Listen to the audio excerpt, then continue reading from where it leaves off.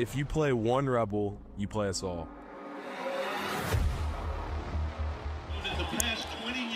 Rivalry night with playoff implications. Jim Dunaway, Chad Pilcher, and here we go. Hoover and Vestavia from Buddy Anderson Field. And let's sort of set the table, Chad, if we can, about what's at stake tonight. Let's start off with the standings in our region, and you walk us through how things look. Such a competitive region in Region 3, and you see there, Thompson at 5-1 leads the region, but then the next four teams right there at 4-2, Hewitt-Trussville, Vestavia, Hoover, Prattville. And what happens tonight with Prattville playing Thompson, Vestavia playing Hoover, that's going to decide what happens in the playoffs going forward. So what is the scenario for Vestavia?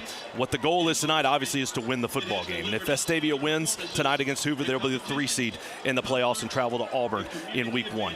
But if Hoover wins that game and Thompson beats Prattville, then Vestavia is going to be the 4 seed in the playoffs. But if Hoover wins this game and Prattville ends up beating Thompson, then Vestavia is out of the playoffs. Wow. So everything is on the line here tonight at Thompson-Reynolds Stadium. Well, let's talk about some of the keys to the game. And for me, it's about defense and stopping the run. So you probably can get to the scenario that whoever runs the ball best wins this game tonight. I think that's exactly what the key is tonight. Last year in Hoover's win over Vestavia, Hoover ran for 334 yards on the ground. 2 years ago when Vestavia defeated Hoover, Vestavia ran for 340 yards. That's the key. Who's going to run the ball most effectively? And for Vestavia, they've got 2 guys in the backfield. They're going to be key in this ball game. Noah Boylan last week had a very nice game against Tuscaloosa County. Carried it 9 times for 87 yards and 2 touchdowns, carrying the load for the Rebels. Carson Purdy was out last week. He's now back this week and on the season. He's carried it 52 times for 338 yards and those 8 touchdowns, which have been so big for the Rebels. So for the Rebels, they've got to get the running game going, but then they've got to be able to stop it as well. Yeah, and Hoover is healthy as they've been all season long. It's been a while since they've had their top 22 on the field. They'll have that for the most part tonight. They have one injury we'll tell you about a little bit later on. Let's meet the starting lineups tonight for Vestavia, and then we will sort of set the tone and the atmosphere, what we have for this big rivalry game that goes back years and years and years and years. But here's who's starting tonight for the Rebels.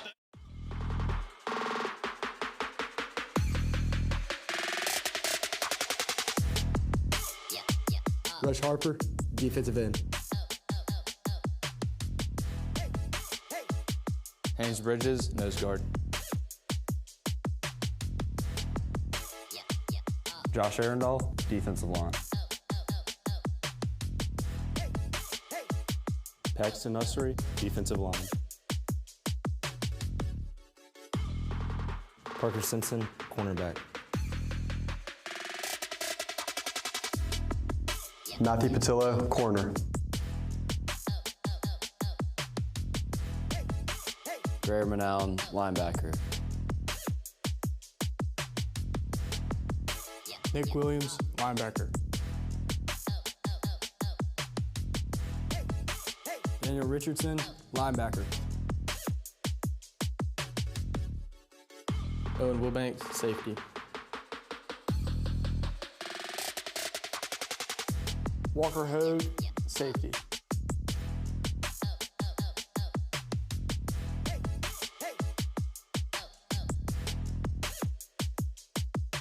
Sloan Morgan, kicker.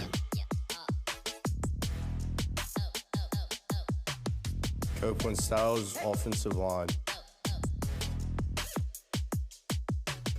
Jackson Deal, offensive line. Caleb Boylan, offensive line. Will Guathany, offensive line. Pearson Tucker, offensive line. Will Ainsworth, tight end. Zach Laws, receiver. Luke Stubbs, wide receiver. Braxton Hunt, H-back. Noah Boylan, running back. Charlie Taft, quarterback.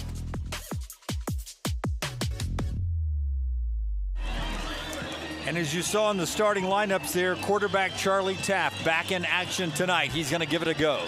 That's crucial for the Rebs. Obviously, he set out last week against Tuscaloosa County. Bryce Lemaster came in, did an excellent job, 11 for 11 through the air. But the goal was to let Charlie rest last week, get him healthy, and have him be 100% this week for tonight's game. I would expect you're going to see Charlie Taft, the leading rusher for the Rebels, also carrying the ball a great deal here tonight. Crowd still making its way in on a game that should kick with the temperature right at 70 degrees. By the time we get to the fourth quarter, we could be as low as 58 before this one's over with tonight. This goes back, this rivalry, to the Barry Vestavia days back in the day. It's one that's carried on for so many years. Hoover's won 8 out of the last 10 in this matchup. It's a rivalry where so close to each other, side by side are the two cities. There's no love lost, but there's a great mutual respect as well. And this is a rivalry that's had many games over the years go down to the wire, and this one feels different. There's certain games when you walk into the stadium, pre-game's taking place, it feels a little bit different. That is certainly the case tonight. You can tell it's a big time, not only a rivalry game, but how much is on the line. Everybody's making their way to their seats, and right now the Vestavia Hills marching band's getting ready for the national anthem. Let's listen in as we get ready for this big game tonight at Thompson Reynolds Stadium. With the Vestavia Hills High School on the ball. Thank you.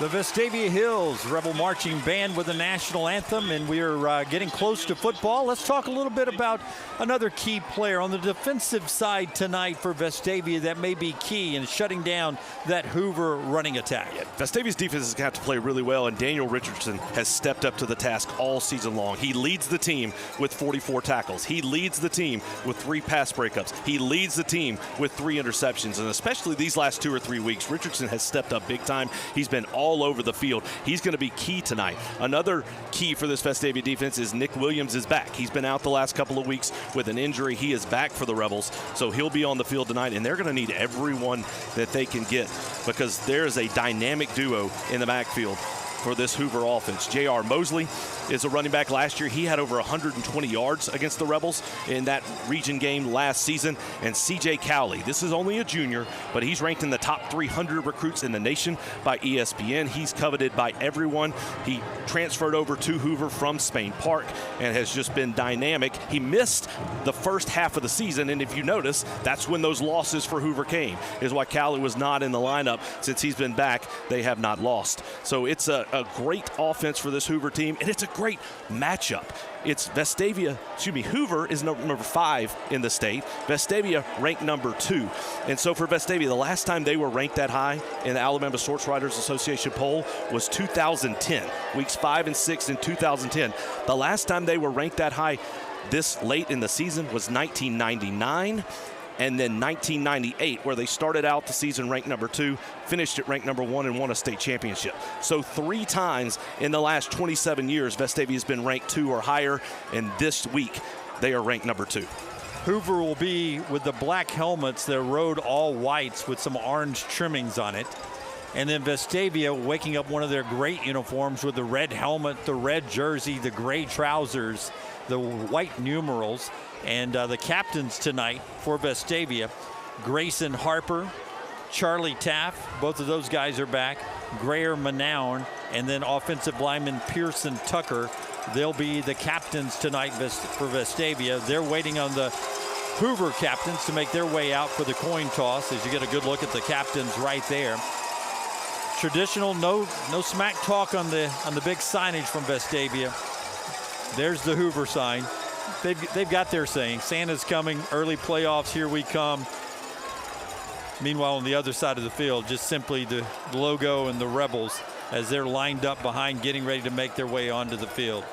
A lot of media here, local TV interviews, pregame, and then everybody's staffing the game tonight because this is one that has playoff implications around the state.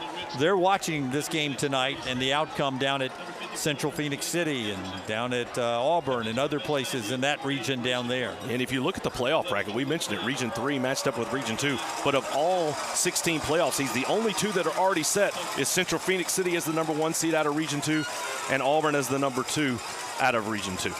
The rest will play itself out tonight. Captain's out there with the dimmed lights, the spotlight on center field right now. And the coin toss is being explained. Hoover, of course, will call it. Now, traditionally, when Vestavia wins the toss, they want the ball. Do you expect the same thing tonight if they win it? I think Coach wants to be aggressive. I think he'd like to see that football. And just look at midfield. There's normally 1 camera, maybe 2 out there. What do you count, 10, 12? Yeah. That's how you know it's a little different. It's a big game for both sides tonight. Bragging rights, but also playoff implications for both sides. Coins up in the air. Hoover wins it, and looks like they want the football. And you see the captains there for Hoover. Number 4, Jonah Winston. Number 6, Trey Sanders. That is their premier wide receiver. That's their best defensive player. But there is one loss that Hoover will be without tonight. Tyson Bacon, number 44, will not play tonight. Bacon committed to Tennessee over the summer, decommitted, then committed to the University of Miami. He is a big-time player. He injured himself earlier this season, so he is not playing for the Hoover Bucks tonight. All right, the light show starts. We'll let the captains get behind the big screen, and then we'll welcome Vestavia onto the field for this playoff atmosphere tonight. The place is packed, the lights are on, and Vestavia is at home and ready for some football on a Friday night in the Deep South. Here come your Rebels.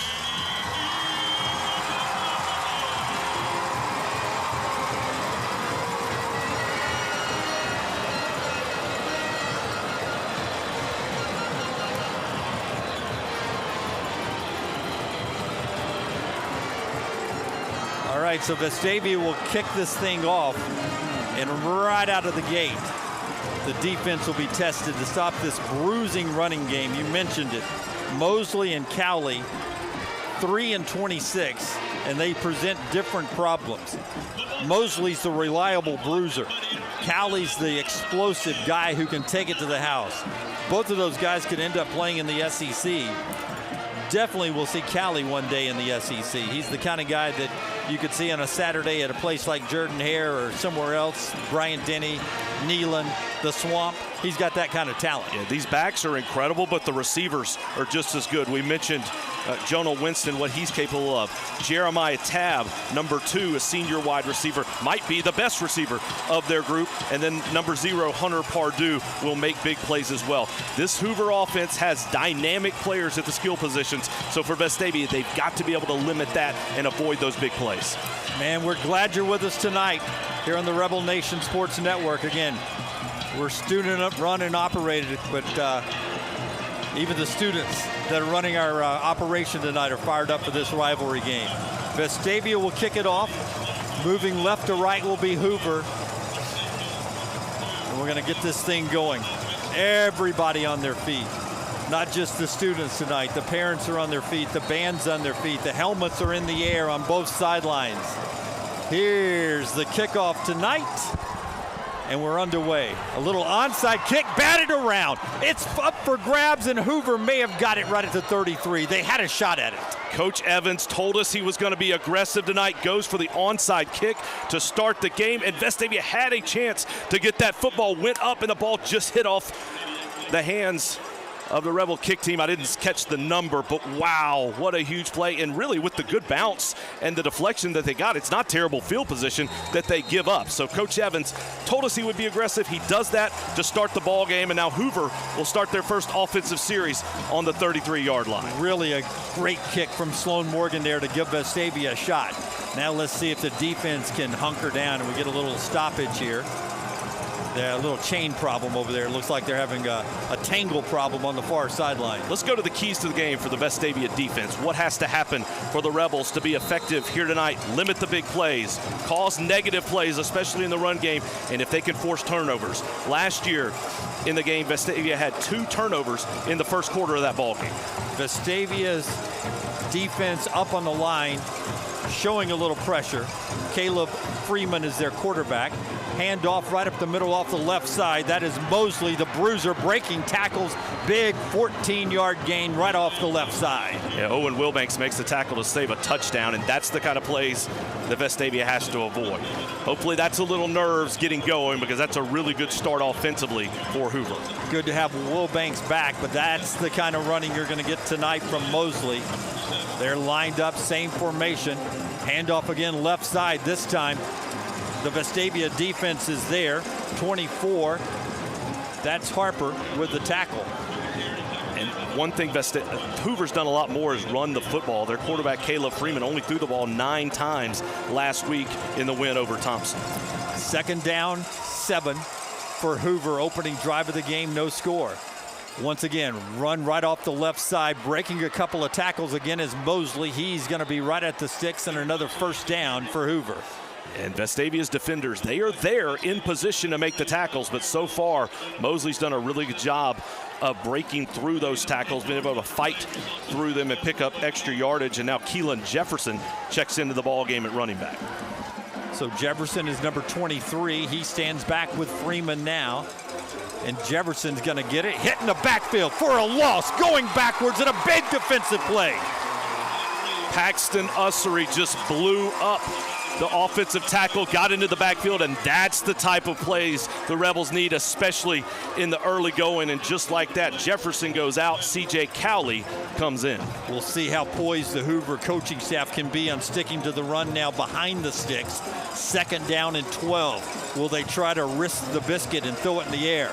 Swing pass out near side, basically an extended run to Cowley. Cowley trying to get the edge. He's forced out of bounds. And we got a penalty flag that looks like, according to Robert Evans, going to back up Hoover with a little illegal block out there. It looked like that was holding on the edge as they went to the swing pass. That's a nice call, so that'll back up the Bucks even more once that's enforced from the spot of the foul.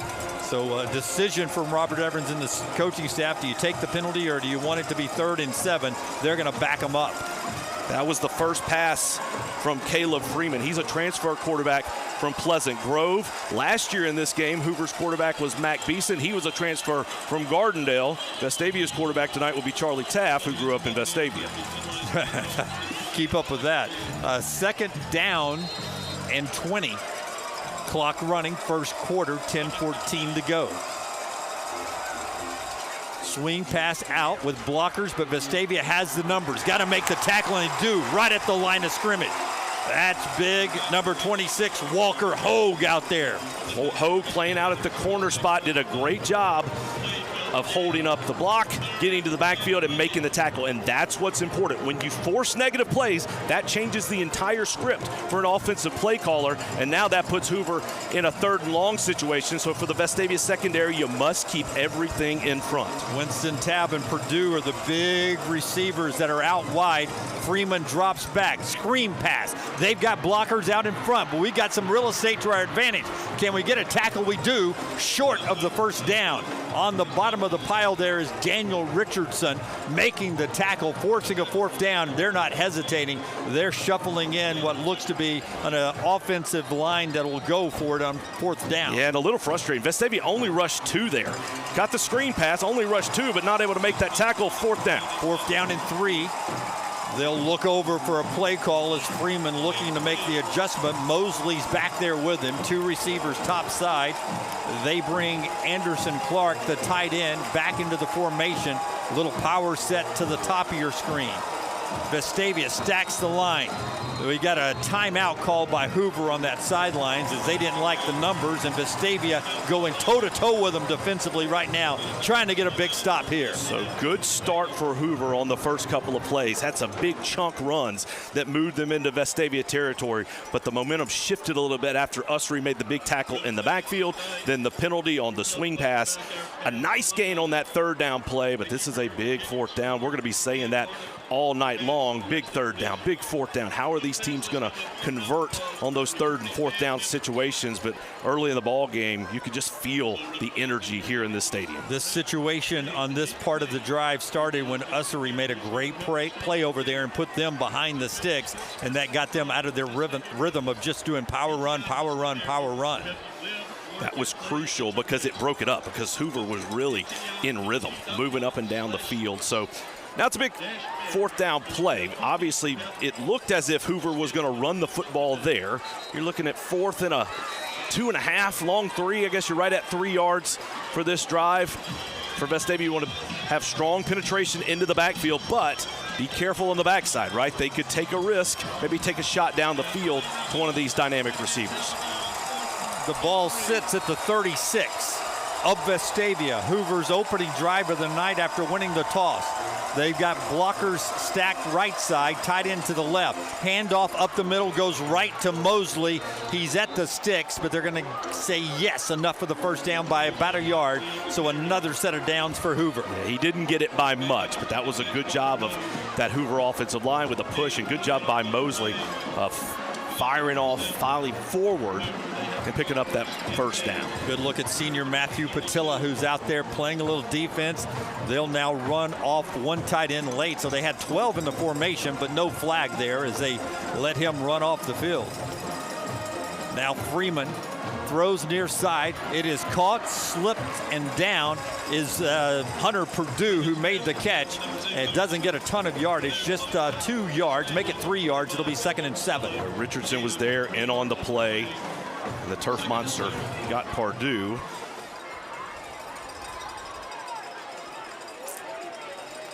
Crowd settles down a little bit for the first time tonight. The big roar has settled down a little bit as both sides settle into the game now. Right in front of the Vestavia band that cranks up on a big second down play.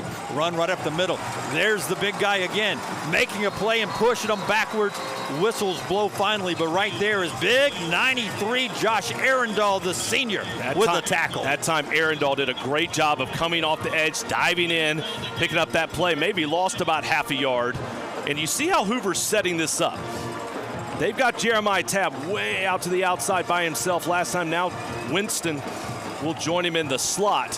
Feels like those runs, they're running those to eventually set up a deep pass. Third down. Freeman with the snap.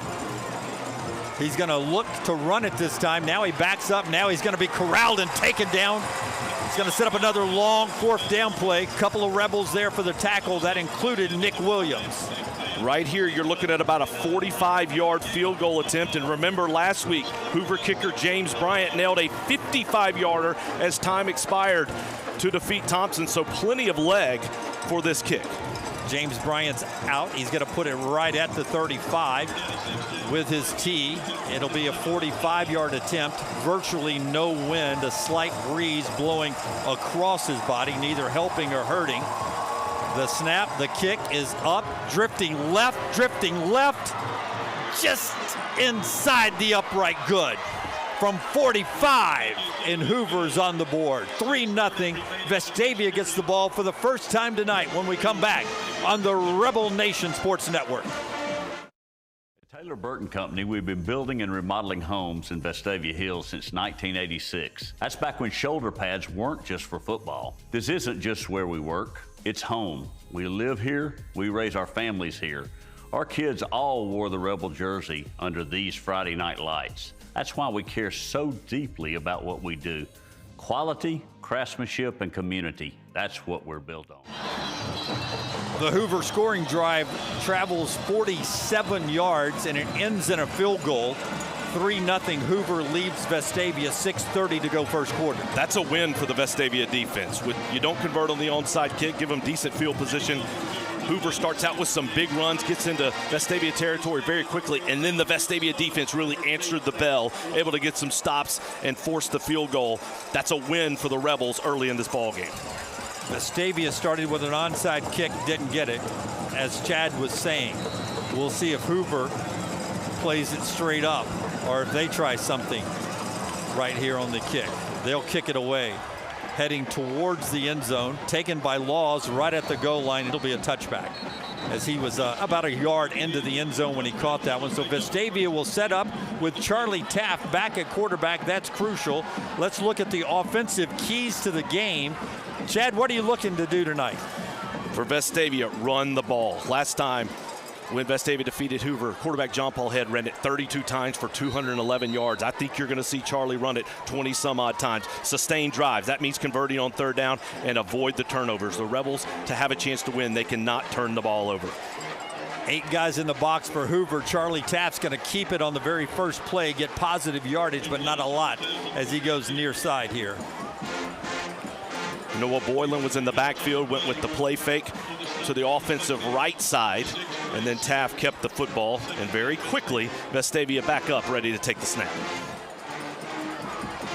Boylan back there, the fake to him, the toss out to Stubbs. Stubbs fights it forward and is going to get close to a first down. It'll set up Vestavia's first third down of the night. And when you talk about sustaining drives, these are the type of crucial plays. Nice job. You make it a 3rd and short. You feel very good about your situation here, but you have to convert for the Rebels. Pace, pace, pace. Charlie Taft on the keeper. He's got a first down and some more running room. He'll step out of bounds at the 38-yard line, and that's a Vestavia first down. And when you pick up a first down, that allows you to stay in rhythm. That allows that tempo to continue. So just like that. Got a flag.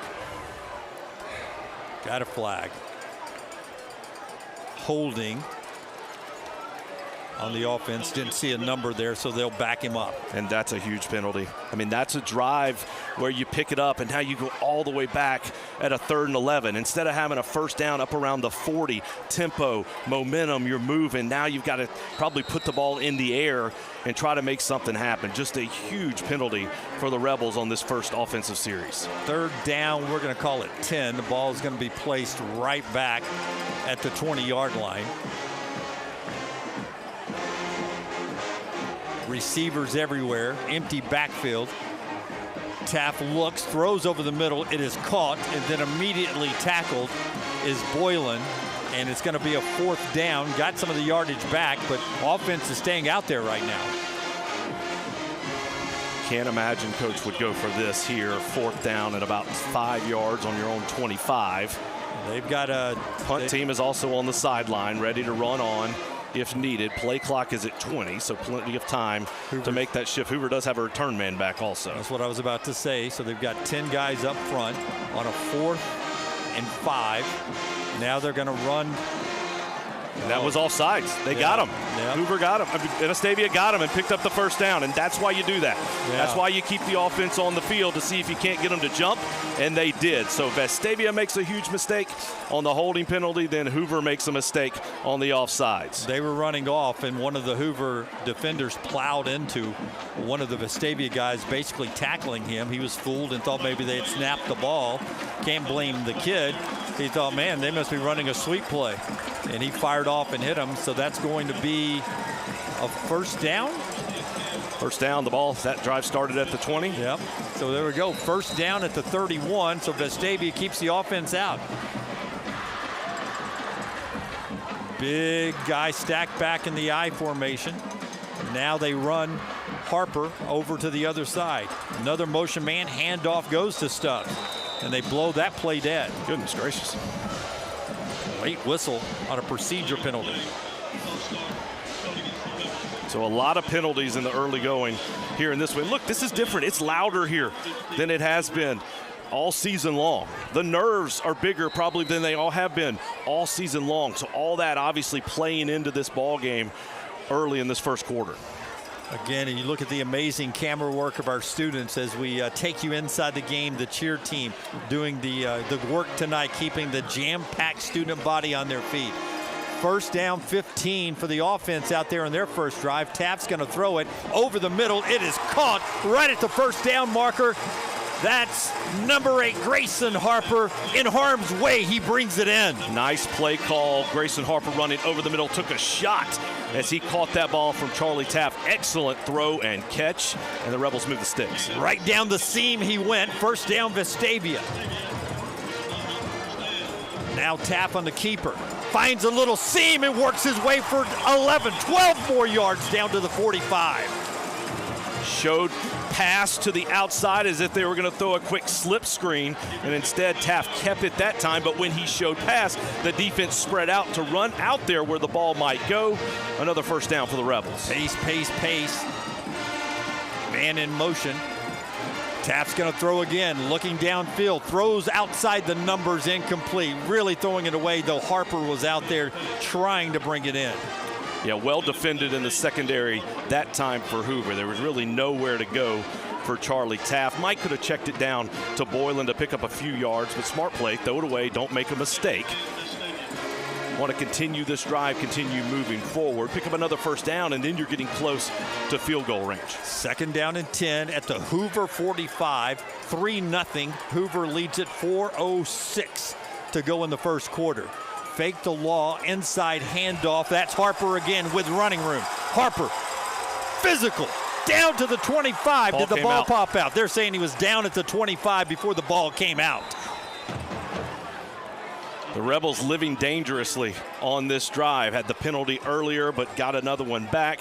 That time the ball comes out. Harper retains it. They're going to say he was down before it came out, as everyone's still on the pile. Got to get up. Yep. Now they're going to say Vestavia recovered it and move it up from the 25 where the near referee had said he was down. Now they're going to say it was a fumble, I guess, and put it at the 24. But let's say this play calling by offensive coordinator Josh Franklin on this drive has been outstanding. Clearly saw some things he liked, done a great job of mixing it up and using tempo to the Rebels' advantage. First and 10 at the 24. Stubbs goes in motion. Handoff Boylan. He's got some running room on the edge. He's going to pick up 3. Great tackle out there. That is Dorian Whalen, who saved a lot more yardage as he makes a tackle on Boylan. Good job by Boylan of getting to the edge. That was his own read there by Charlie Taft. He had the option to give or to keep it. He gave it to Boylan to pick up a few yards. Tight formation now, 2 receivers near side. Taft's going to look to throw, has Laws, and now it closes. Now Taft has room to throw. He throws to the end zone. Touchdown! Touchdown, Vestavia! That's Braxton Hunt, who found some opening on the back line for the touchdown. We have a flag on the play. I think they're going to say Charlie Taft was past the line of scrimmage. No. It was close, but I didn't see a linesman or anybody there to make that call. The linesman on the Hoover sideline made that call. Goodness.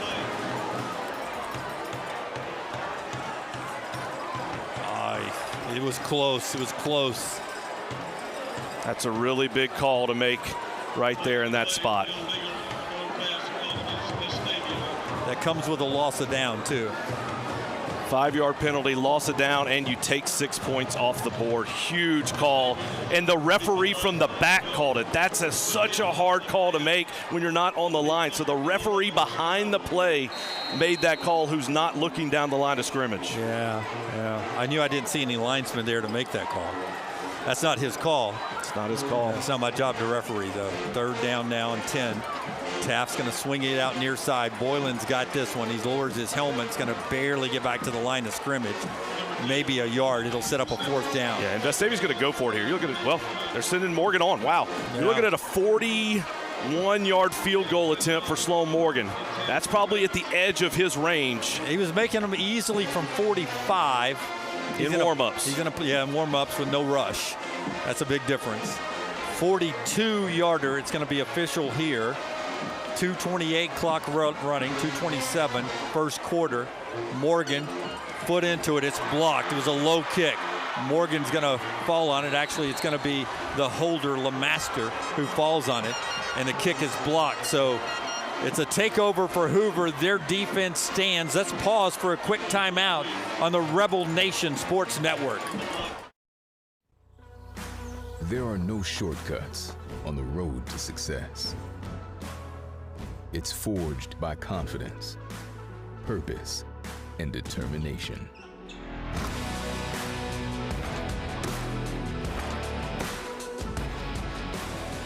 Everyone has potential. Few have the power to unlock it. The University of Alabama, where legends are made. Hoover's ball now as they take over, 3-0 lead first quarter here. Jim Dunaway, Chad Pilcher, throw over the middle complete to their running receiver Purdue, who is free and down to the Vestavia 46 for a first down. Hoover started their first drive with big plays. They start this drive with a big play, this time through the air, moving into Vestavia territory. 1st and 10. Looked like for a moment Vestavia had a touchdown, waved off by an illegal forward pass, field goal block. Now Hoover trying to capitalize on the momentum. They're going to try to do it through the air. Freeman's rolling near side, running out of real estate, and he's going to step out of bounds as he was chased there by Harper, forced out of bounds after about a 1-yard gain. We'll live with that. One thing that Hoover did early in the season, they threw the ball a lot. And Caleb Freeman made some plays, but he also made some mistakes. In recent games, they've gone more to the ground, not thrown it as much. They've had fewer turnovers. They put it on the air in the first play of that drive and looked to throw there, but good pressure by the Rebels. Mosley's in the backfield for Freeman. Little sidearm Patrick Mahomes-like pass is going to be incomplete. Intended there for a big Jonah Winston, their do-everything wide receiver. That guy's a receiver, he's a running back, he can play quarterback, he's a returner. He's on his way to Florida State. Freeman tried to Pat Mahomes that thing, sidearm it out there to him. Yeah, good response and reaction by this Vestavia defense. Rush Harper was there to jump on the football, but it was an incomplete pass. Now 3rd and long for the Bucks. Big 3rd down plays. You see Walker Hogue out on an island by himself against these great Hoover receivers. Freeman on the snap, gonna hand it off, and running room is Mosley for a first down. They went back to the run game on an obvious passing down, and it pays dividends. That's an alignment win for the Hoover Bucks. They went trips to the far side of the field. Everyone expecting pass, they run Mosley up the middle on a nice gain for the first down. 1st and 10 now. Hoover is there driving into Vestavia territory inside the 35 at the 33, and they're going to go Mosley again. The big bruising back always breaks the first tackle, it seems like, and he gets 7. And that's a little concerning for the Rebels, is how many yards after contact, especially Mosley, is picking up. Vestavia's there, they're in the spot, potentially to hold it to a 3-yard gain or so, but you've seen a number of plays where these Hoover running backs can continue to fight forward to pick up extra yardage. 2nd and 3 at the 27. Cowley now in at running back for Hoover. Freeman gets the snap, passing. Now he's being pressured out, looks downfield. Now he's going to run it for the first down, and then he's going to run out of bounds, chased over there by Richardson. Looked like Haynes Bridges was in the backfield, had a chance to bring Freeman down for the sack, but just not quite able to wrap him up. Nice job by Freeman of escaping to pick up a nice gain and a first down. So close, so close. Vestavia so far in this game, down 3-0 on a 1st down and 10 situation. For Hoover, they take their time a little bit now as we're down at 42 seconds to go in the first quarter.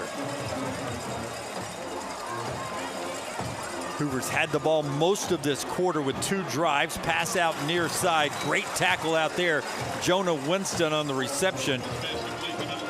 That's a really good tackle one-on-one by Matthew Patillo, and that's going to be key for this Rebels secondary tonight. They're going to throw passes like that to Winston, to Tab, and can you make those tackles one-on-one in the open field? Patillo did it there. We trust Patillo, we trust Parker Simpson and those type guys on an island by themselves. That time Patillo lives up to the challenge. 2nd and 5, handoff goes to Cowley. He's going to be a yard short of another Hoover first down. It'll be 3rd down when we come back. We played 1 quarter. Hoover leads it 3-0. Playoff implications on the line for your Rebels. Quick timeout right now on the Rebel Nation Sports Network. Base right here in Birmingham, Alabama. We are here treating patients from every generation across the United States and from around the world. We're here for the rookies and the dreamers trying to make a name for themselves. We are here for the achievers who are resilient and won't take no for an answer. We're here for the coaches, athletic trainers and mentors who are shaping the next generation of legends. We are here for you, aggressively pursuing victory over injury. Boy, you feel different about that first quarter if Vestavia's touchdown had stayed on the board. It didn't, and now Hoover answering with their own drive, 3-0 right now, and a big 3rd and 1 coming up. Yeah, for the defense, it's a chance to make a big play. Can you get in the backfield? Can you make a big stop? We felt like coming into this ball game, it was going to have the potential to be a shootout. Who can score? How many points can you get? And that's why that touchdown being called back was so huge, and then obviously the field goal being blocked as well. You're going to be chasing points all night long. You're going to have to run it up. The positive for Vestavia is you feel good about your offense being able to move the ball and make some progress on its first drive, but Hoover's offense has been just as, if not more successful in the early going with the way they're moving up and down the field as well. 3rd and a long 1 as Hoover makes their way back out. Freeman is their quarterback.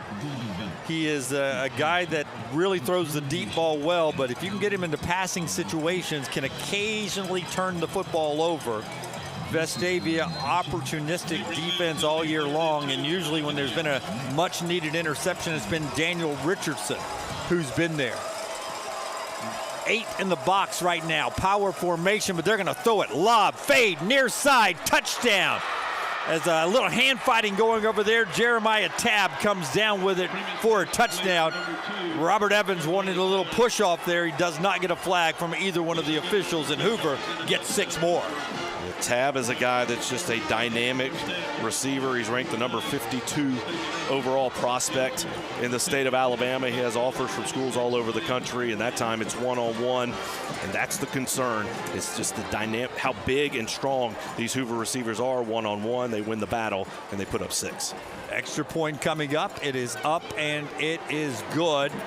And that's a 10-0 lead for Hoover as James Bryant puts it through the uprights. 11:54 to go in the first half. It's Hoover 10, Vestavia 0 on the Rebel Nation Sports Network.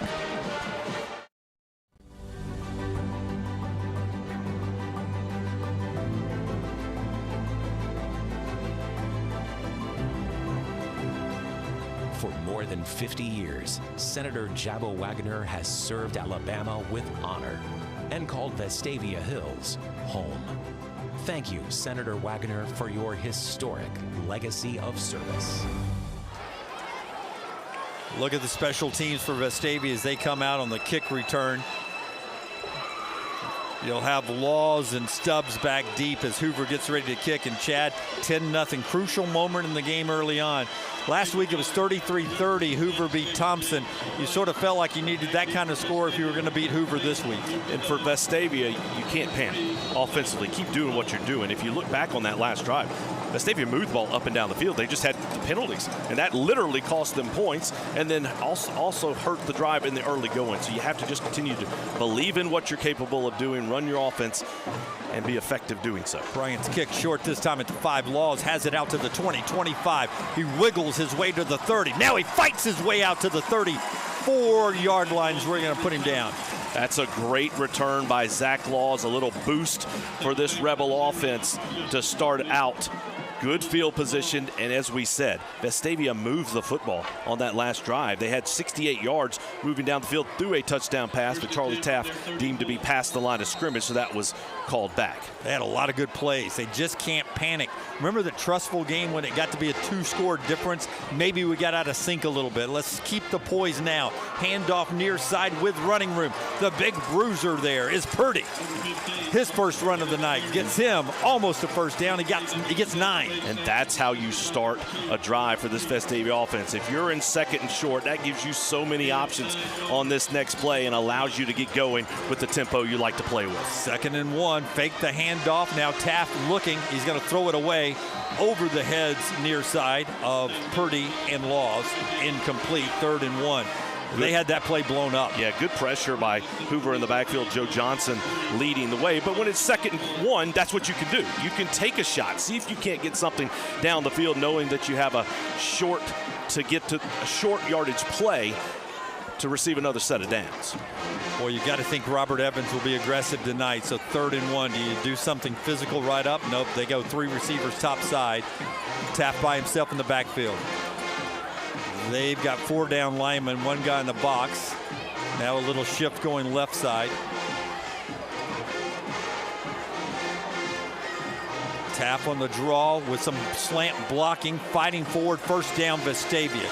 Taking care of business there is that offensive line with a little help for a Vestavia 1st down. I like that play call. You started in one formation, you shifted to another, did a good job of getting set.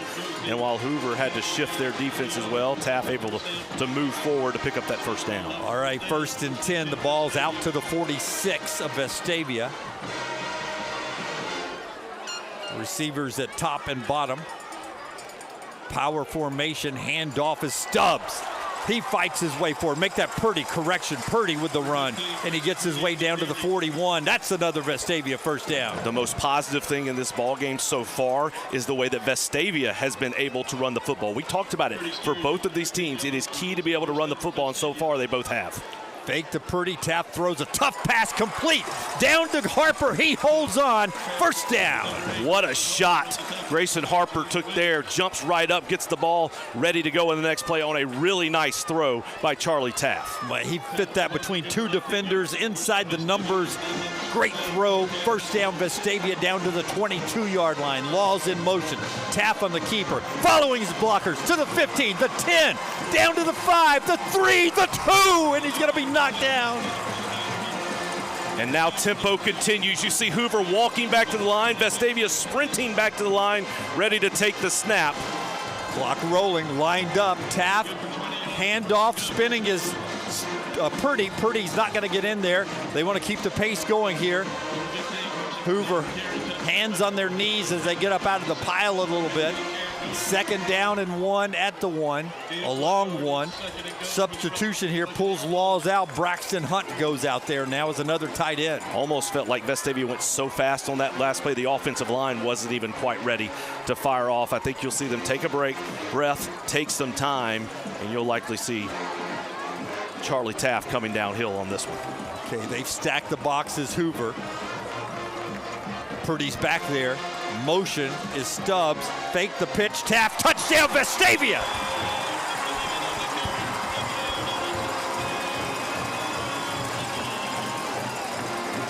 At the 9:44 mark, Vestavia gets their touchdown and cuts it to 4 with the PAT pending. And it's the subtle plays in football. You saw Taft brought the motion man towards him, and then that quick little fake pitch just paused the defense for just a second. That allowed Taft to get into the end zone almost untouched. Man in motion. LeMaster lined up. They're going to run a 2-point play. LeMaster lowers his head. He's in there. And they cut it to 2. Roll the dice with a gamble, and it pays off. Coach Evans not afraid to take a risk. He's going to lay it all out tonight. He's done that in the early going, and Vestavia gets back in it. 10-8. Hoover has their lead cut down to 2 right here on the Rebel Nation Sports Network. Right when I toured Stanford's campus, I immediately felt the communal atmosphere and environment. A lot of parents, they're looking for a place where their children can come, they can continue to grow in Christ, they can feel safe, and they can be encouraged and motivated.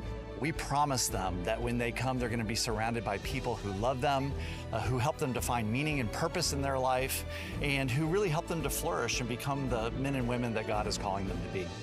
Out of every place that I could have gone, this was the place for me. Big answer from Vestavia. They've been in the end zone twice, only one of the touchdowns counted. Down 10-0, it's now 10-8, and Vestavia is about to kick it back to Hoover. Now, they onside kicked the opening kick. Why do you want to onside kick it maybe again? Because you're worried about these return men. Winston back in the back, Pardue back there as well. These are dynamic runners that you don't want to give a chance. I wouldn't be shocked if Coach goes with the onside kick again. Morgan punches it near side. High, caught at the 22. That is one of their big return guys in Purdue. He's trying to go far sideline. He's going to get tackled over there. Man, what a play. Staying at home over there was number 26, Walker Hogue, and he saved a lot of yardage. That's a really good play by Pardue. You went with the short pooch kick. You want that to die a little shorter. You didn't want that to get all the way back to Purdue. He was able to come up and get the ball. Went to the other side, but a nice job by Hogue making that tackle. We have a sideline warning against Hoover, so nothing doing there, but the next time that would be a penalty against the Bucks. Well, they've thrown two flags in their, one in their favor and one is a warning right now on the forward pass by Taft that took a touchdown off the board, and now Vestavia's defense is trying to keep Hoover from not scoring for the first time tonight. In 2 drives, they've got a field goal and a touchdown. Freeman's back at quarterback. And their power running game right off the left tackle, moving forward, and that's good, positive yardage for the Buccaneers. And you see the contact happens at about 2 or 3 yards, but he doesn't go down until the 5, and that's just a strong run, strong finish in this Hoover running back. Here's my scouting report on J.R. Mosley. Reliable bruiser. 2 words. He's been all of that tonight so far. 2nd and 5. 9:05 and counting, 9:08, 9:07 to go in the first half. Procedure penalty against Hoover. It's going to be one of their first penalties of the night.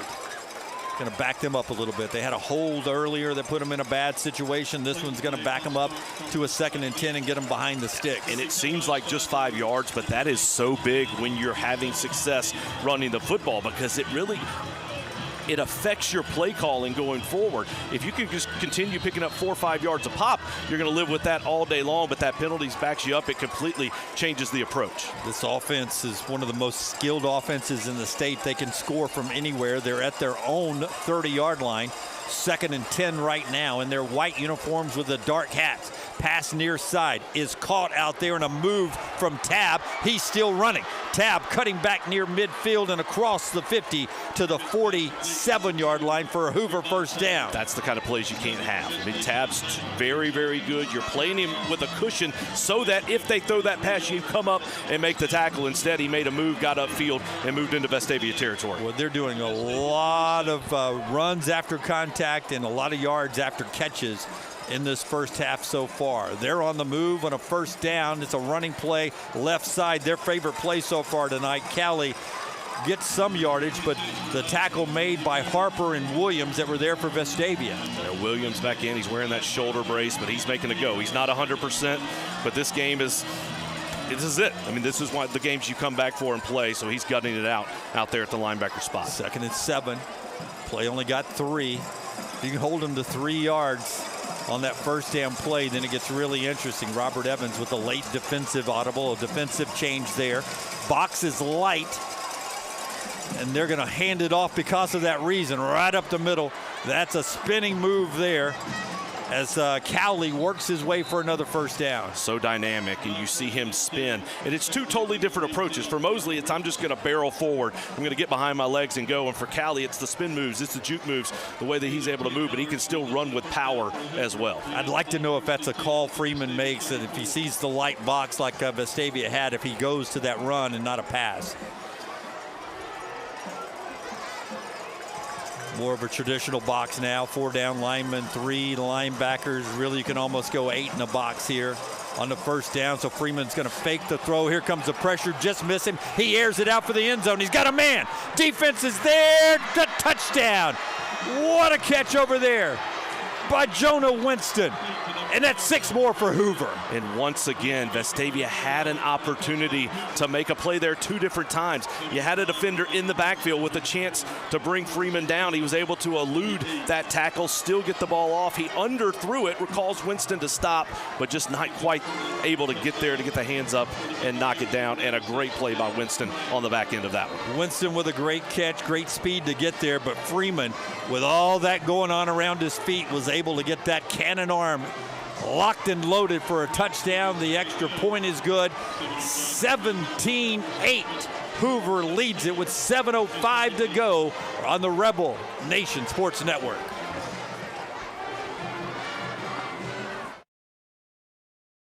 We're proudly local, headquartered in Birmingham with offices in Vestavia Hills and Austin, Texas. A family of companies, Molecular Designs and Streamline Scientific, serving labs nationwide. We develop smarter molecular tools, from advanced PCR assays to improved sample collection and rapid extraction systems, plus seamless lab software. Together, we're a family of companies, simplifying, advancing, and powering labs across America. Streamline Scientific and Molecular Designs. Local innovation, national impact, serving labs nationwide. Let's go, Rebels! It just feels like Vestavia is so close in this game. 17-8 to score. It feels closer than even that. It does, and on that last play, as they have success offensively for Coach Evans, you have to take risks. So he blitzed. That leaves your corners one-on-one on the outside against these talented Hoover receivers. And sometimes when you go one-on-one against D1 players, those types of plays happen.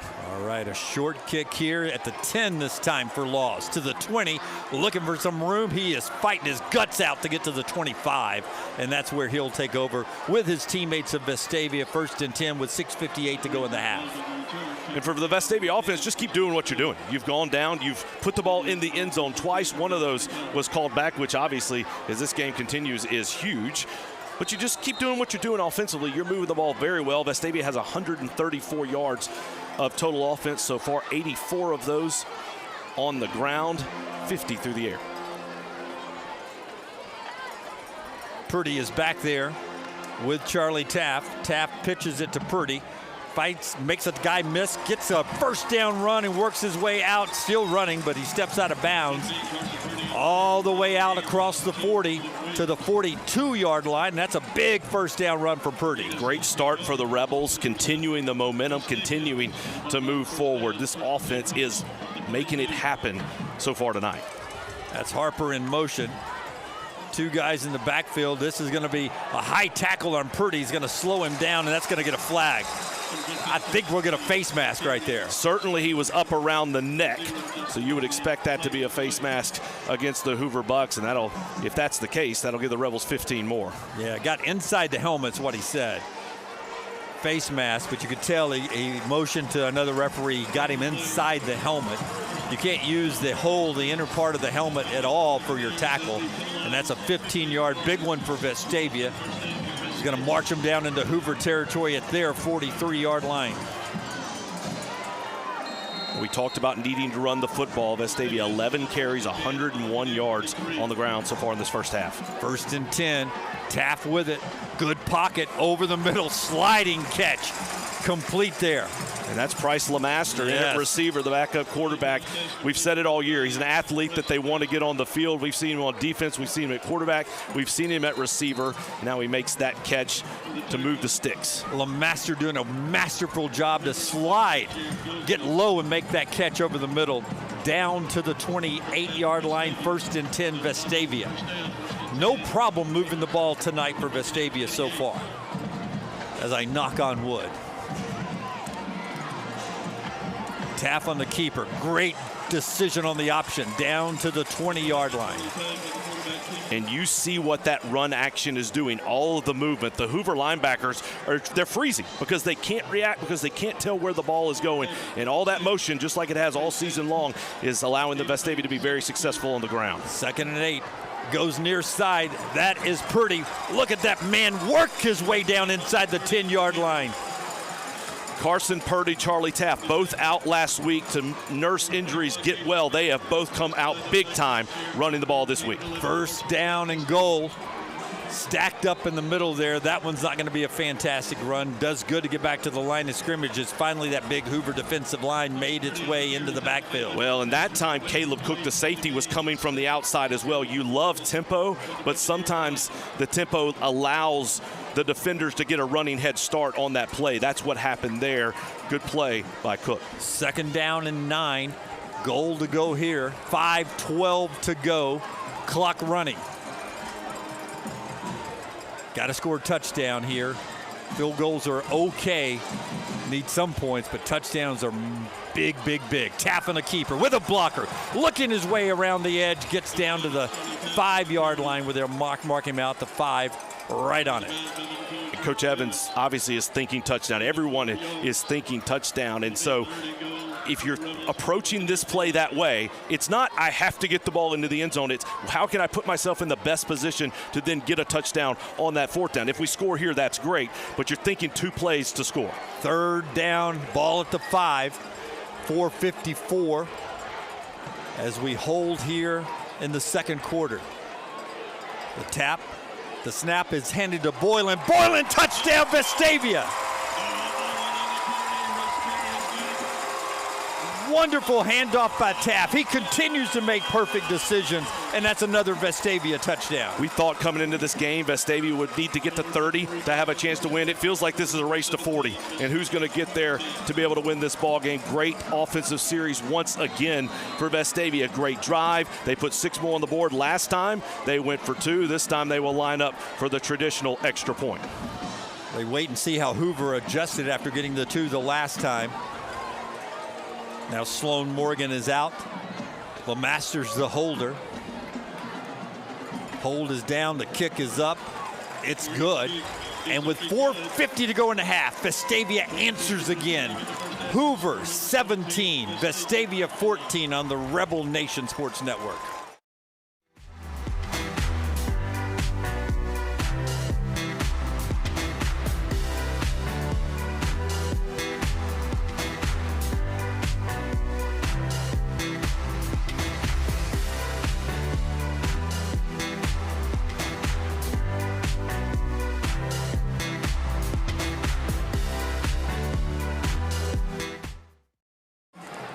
Abby pointing out, she runs the show up here. She's the teacher, the administrator. She says, Jim, you said the score wrong. You said 17-14, it's 17-15. So apparently I've got to put $1 in some jar somewhere. But it's a 2-point difference right now with 4:50 to go in the half. And again, for Vestavia, you're obviously down 2, but you have great momentum. And goodness gracious, if you like high school football, this is it tonight. Bands at each end of the field getting ready for their halftime. Here's Sloan Morgan again with another pooch kick. Fair catch is called at the 31-yard line, and that's where Hoover will take over. I mean, you'll take that exchange, right?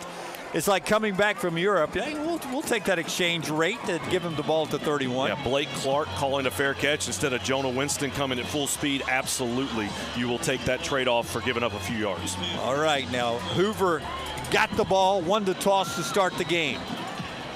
Defense, play a little defense here and maybe try to play make it, take it, go into the locker room. And for Vestavia, you're thinking obviously get a stop if you could hold them to a field goal. But goodness, if you could hold them here and then get the ball coming out of the half, it would be huge. Hold them first, hold them first.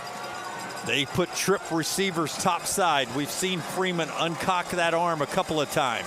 Man in motion, they start with a run as they have most times tonight. This time Vestavia is there, not a whole lot of yardage, maybe 3 yards there, as their big, speedy running back, number 26, Cowley, gets up off the bottom of the pile. And so for Hoover, 4 minutes, 30 seconds to go in this 2nd quarter. They have 2 timeouts, plenty of time to try and move the ball down the field. Toss far side to Cowley. Wonderful defensive play out there. Man, look at that guy, Richardson, with a play. We talked about Richardson before the ball game. He led the team in tackles coming into tonight, and a huge tackle there. And oh no, we got a Rebel that just went down. Looked like on a non-contact play. See who that is down there, as he is in a lot of pain. And this is a Vestavia defense that already does not have a ton of depth.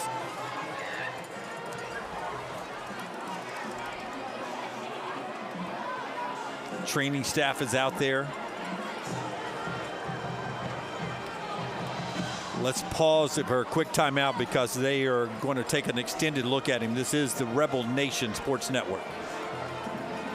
Burton Company, we've been building and remodeling homes in Vestavia Hills since 1986. That's back when shoulder pads weren't just for football. This isn't just where we work, it's home. We live here, we raise our families here. Our kids all wore the Rebel jersey under these Friday night lights. That's why we care so deeply about what we do. Quality, craftsmanship, and community. That's what we're built on. Back here in Vestavia, 4:06 to go in the first half. 17-15, Hoover leads it. Third down play coming up, but right now our concern is with an injured Rebel on the field.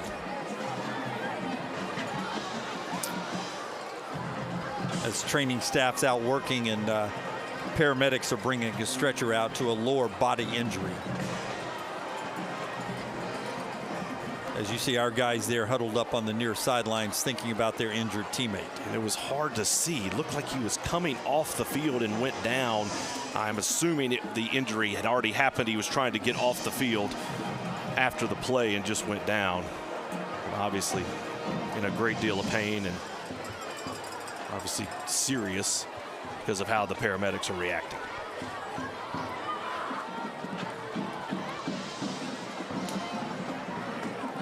We're going to take a timeout here, an extended timeout, while they treat the injured player.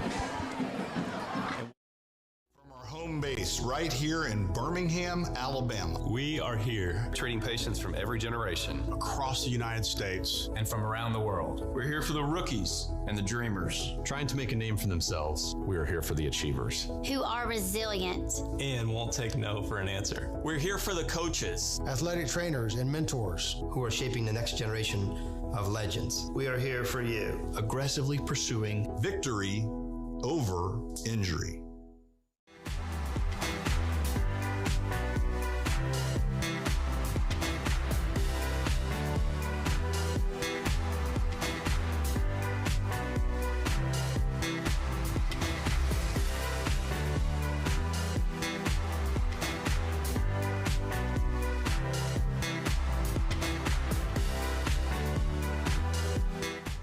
At Taylor Burton Company, we've been building and remodeling homes in Vestavia Hills since 1986. That's back when shoulder pads weren't just for football. This isn't just where we work, it's home. We live here, we raise our families here.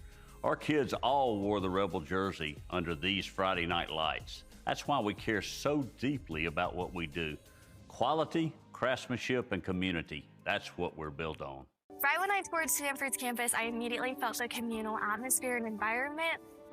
A lot of parents, they're looking for a place where their children can come, they can continue to grow in Christ, they can feel safe, and they can be encouraged and motivated. We promise them that when they come, they're going to be surrounded by people who love them, who help them to find meaning and purpose in their life, and who really help them to flourish and become the men and women that God is calling them to be. Out of every place that I could have gone, this was the place for me. Baptist Health is on your team. From everyday care to life's emergencies, we've got you covered. Baptist Health, on your team, on and off the field. There are no shortcuts on the road to success. It's forged by confidence, purpose, and determination.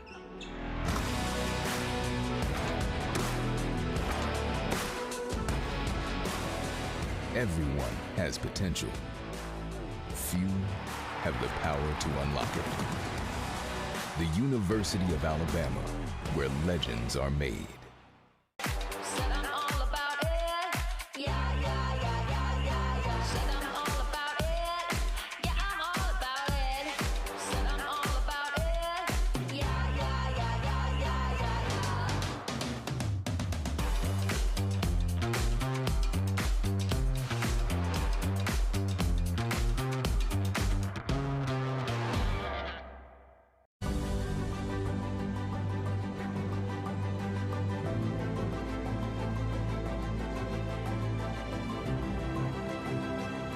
For more than 50 years, Senator Jabbo Wagner has served Alabama with honor and called Vestavia Hills home.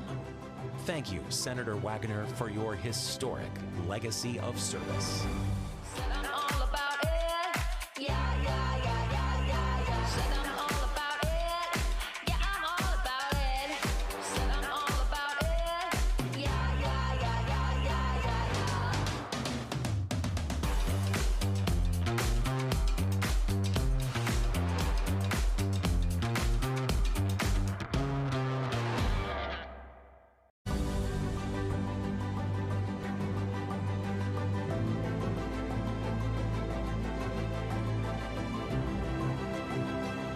For more than 50 years, Senator Jabbo Wagner has served Alabama with honor and called Vestavia Hills home. Thank you, Senator Wagner, for your historic legacy of service. Baptist Health is on your team. From everyday care to life's emergencies, we've got you covered. Baptist Health, on your team, on and off the field. There you see the concerned teammates over here on one knee as the entire sideline and the starters down on one knee as they tend to Paxton Ussery, the junior, who has a lower body injury. The paramedics and the training staffs from both sides out there working with him. Looks like they're applying an air cast. I don't want to guess from this far away, but being in the business for 30 or so years, it looks like it could be a break or dislocation that they're dealing with out there. And the family members are out there. The coaches have been out there. Our athletic director's out there. And a lot of prayers and thoughts have been sent his way. And a couple of teammates have went and patted him on the shoulder pads as well. Yeah, and you saw Paxton in on the play, was running off, kind of limping, and then just went down with the injury. And he happens to be my next door neighbor. And so I've seen Paxton over the years work and devote himself to the game and get better. And so any kid who goes through that, you hurt for and pray and thoughts with them as he gets better. But again, I've seen him since he was much smaller and seen him grow. So that this one hits me personally. And so for Paxton, hope this is a quickest recovery as possible as they're working on him down on the field. And then just the season that he's had so far, close to 40 tackles on the season, 4 quarterback hurries. He has a couple of sacks. He's been a disruptive force for this Vestavia defense, on a defense that doesn't have a ton of depth, especially on the defensive line. So it's obviously, most importantly, we think about Paxton and the injury, but also for this Vestavia team, that is a huge loss. And again, when the trainers first got there, they instantly looked at his leg and called for the paramedics and the stretcher to come out, and they're securing everything, and they're about to put him on that stretcher. The injury occurred right around the 35-yard line, and he is down right now at the 37-yard line. Great respect from our visitors from Hoover, also on a knee on the far sideline, as everyone is watching what's going on at the center of the field right now. It's one of these times where we're fortunate to have such good medical care in this area. Andrew Sports Medicine, Dr. Jeff Dugas, Dr. Chris Carter are the team doctors here for Vestavia, and they're obviously there working on him. Made the call very quickly to bring out the stretcher to get him looked at and taken care of, and at some point I'm sure they'll lift him up on that stretcher and take him off. And so you've got two things here. You have the personal, obviously, and the individual injured, and that's the most important thing. But then this is a pretty big pause and disruption in this football game as well that's been just kind of high velocity the entire time. So it's a really difficult situation here at this point in the ball game. Again, parents are out there with Paxton Ussery. I will tell you, earlier tonight, Ussery really, I thought, got the momentum going Vestavia's way with a big defensive hit in the backfield that sort of changed Hoover's opening drive and eventually caused them to only get a field goal on that first drive. And it started really when Big 5-0 made a hit in the backfield and tackled him for a 2-yard loss on a big first down play. And we said it, Vestavia had to have negative plays to be able to have a chance in this ball game, and Hoover was just gashing them on the ground until Paxton came up with that big negative tackle for negative yardage. That kind of set the tone, and is what resulted in ultimately in the field goal. And that's going to be the goal for Vestavia going forward, is can you limit Hoover to field goals? Because what they now seem to have done, we're going to run it right at you. We're going to try to make some yardage, and then when we get within about 30, we're just going to let one of our receivers go man-to-man and try to win the one-on-one battle. So again, we'll have to watch that, but Vestavia will be trying to do that one man down with Paxton Ussery being carted off. They did stand him up and now put him on the cart. Yeah, and listen to the crowd. Number 15, Paxton Ussery. We ask that you keep him in your thoughts and prayers.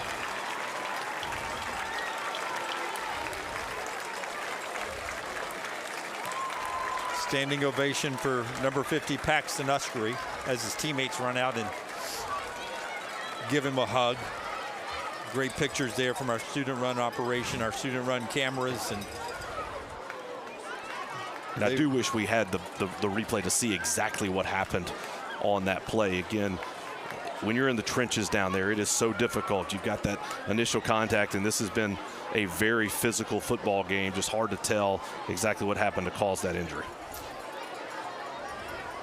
So they'll work him off on the stretcher. An emotional scene for the Vestavia team and the students right now, as everyone will get stretched back out for a big 3rd and 6 coming up.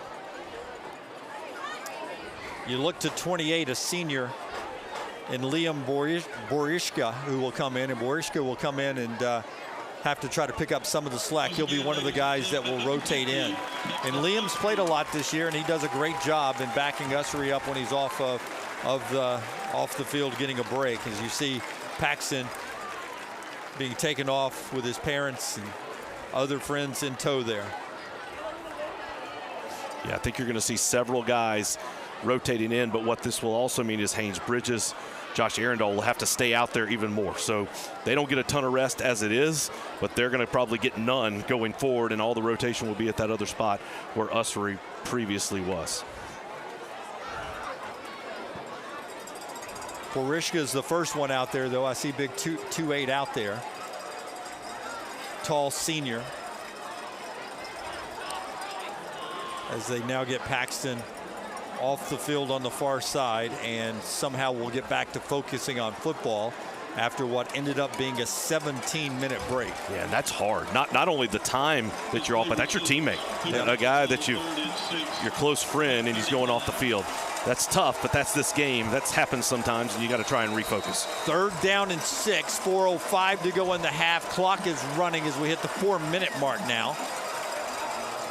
Handoff, no pass, good fake, and he's off to the races. Fooled me, and he fooled the defense. That's 6 points for Hoover as they go with a sneaky pass coming out of an injury timeout. We talked about trying to limit the big plays, and unfortunately so far tonight, Hoover has made a number of big plays. That time after a long delay, they show the run action. You assume they're just going to try to run forward and pick up a few yards. Instead, they pull it out at the last minute, go with the quick slant route, and off to the races they go, and 6 more for the Hoover Bucks. Big speedster after he caught the ball into the end zone, and now the extra point coming up with 3:49 to go in the half. The extra point is good. And so the lead is back to 9, 24-15 Hoover. And we'll keep it right here because there's 3:49 to go in the half. And you were there at a 3rd down play, the long delay, and then they stick it into the running back's gut, pull it out, and pop it over the top of that defense. And you're always going to feel that aggression to try and go make a play, but when you've been sitting still for so long, you feel like you have just a little bit more aggression. That's what happened there. But in the secondary, the goal is to keep everything in front, but when you show a little pressure, you got to go man-to-man on the outside. That's a risk you take. We'll see how Coach Evans adjusts. The only positive about that play is that they scored so quickly that there's still 3 minutes and 49 seconds left on the clock. Vestavia still has 3 timeouts. There is plenty of time for the Rebels to go back down and put points on the board. And if they can, you score, and then you get the ball to start the second half. So still, that is not preferable to give up the big touchdown pass. But if you can go get some points, any points here on this drive, you're still at a decent spot if you're the Rebels. 17-15 until that play after the injury timeout. Now it's 24-15 Hoover. 3:49 to go in the first half, and what has been a very entertaining game. But 2 crucial moments. One, a touchdown call back for an illegal forward pass, and then the Ussery injury and the instant touchdown pass from Hoover, and that's the difference in the game right now. Kick is going to go into the little bit of a breeze and be taken by Laws at the 7. He's out to the 20 with a block to the 30, to the 35, 40, cutting back, 45, keeps those legs moving all the way to the 46. And what a night Zach Laws has had returning kicks. He's put Vestavia in great field position all night long, but none bigger than that one right there. Under 4 minutes, you need a spark to go. And as a result of Laws' great return, the Rebels will start it on the 46-yard line. Have a night, Zach Laws. Out to the 46, first down. Charlie and the offense is back out there. 39-yard return by Laws. He's got Purdy beside him. The shuttle is to Harper, met by the Hoover defenders and run backwards. Jackson Lassiter stayed at home and made a really good play. That was well defended by Hoover. We've seen Vestavia have great success on that play, well defended. And when we say well defended, the Rebels still picked up 4 yards. 2nd and 6. Taft now looking down the seam.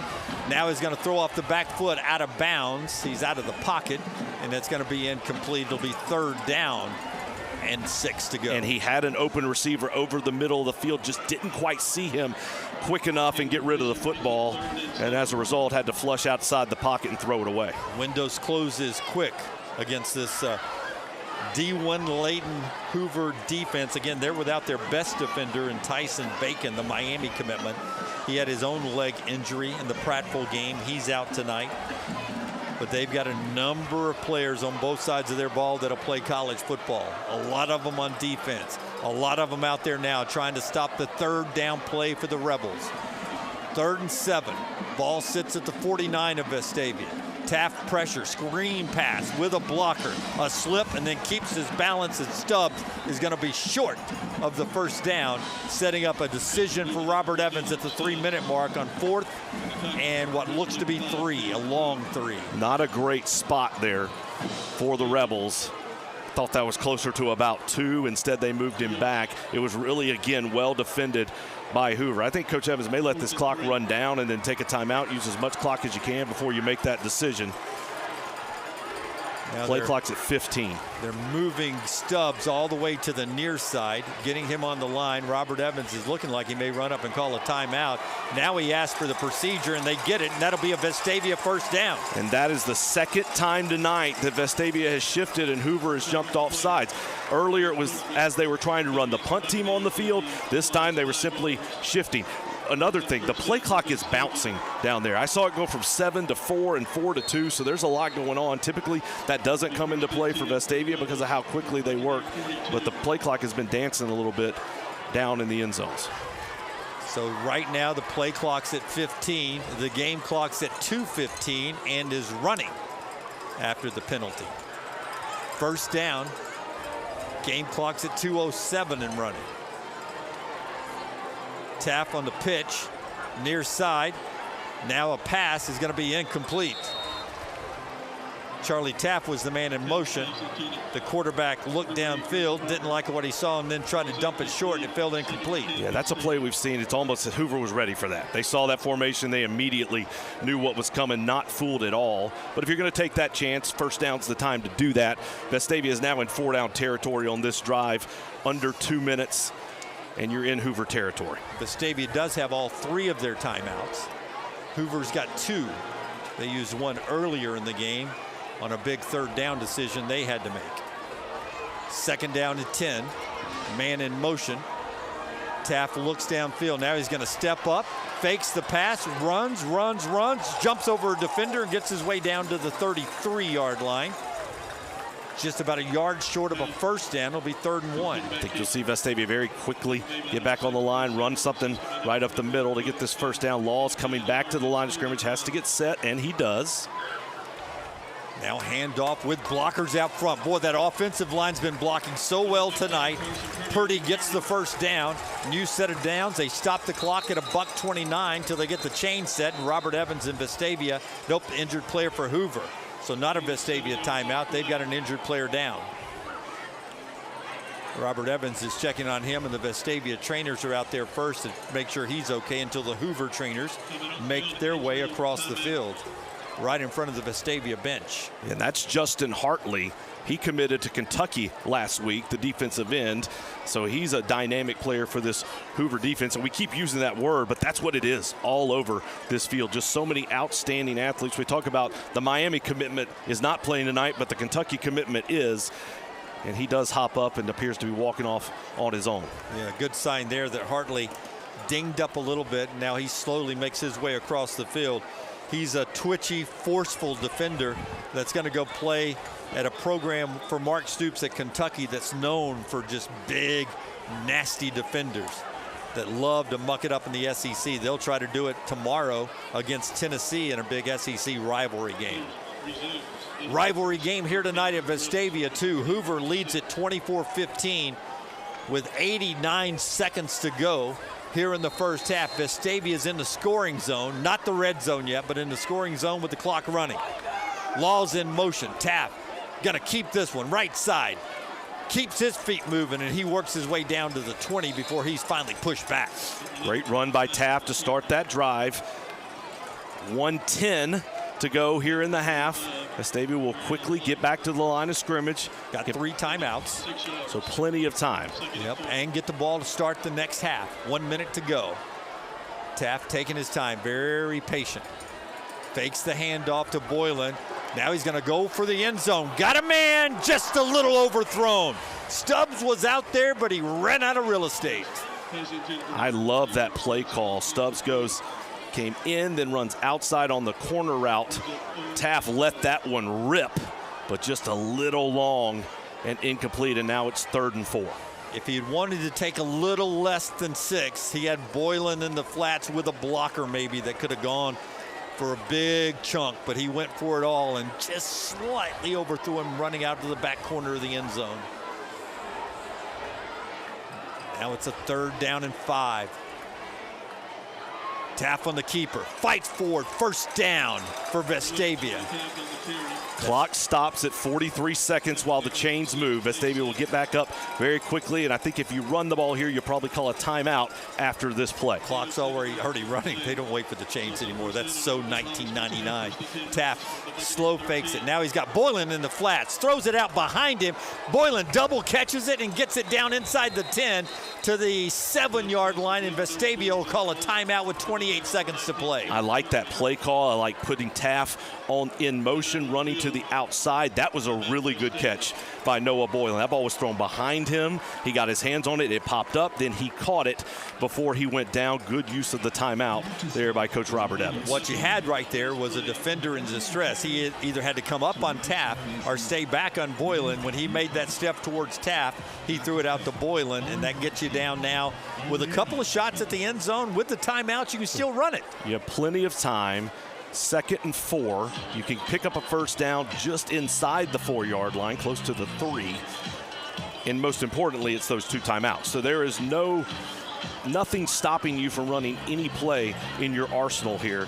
But if you could get 6 more points on the board here, that would be huge. Charlie Taft, 9 of 14 on the night. He's run the ball 10 times for 72 yards. He's passed for 77. And Vestavia has run the ball 20 times tonight for 158 yards. It felt like Hoover has been moving the ball all over. They've run it 16 times for 189 yards, but Caleb Freeman, 10 of 11 for 167 yards. So we'll see what Coach Josh Franklin calls here, the offensive coordinator. I gotta think you keep that ball on the ground with the way you've been able to have success here on this drive. I like giving 11 Charlie Taft some options out there.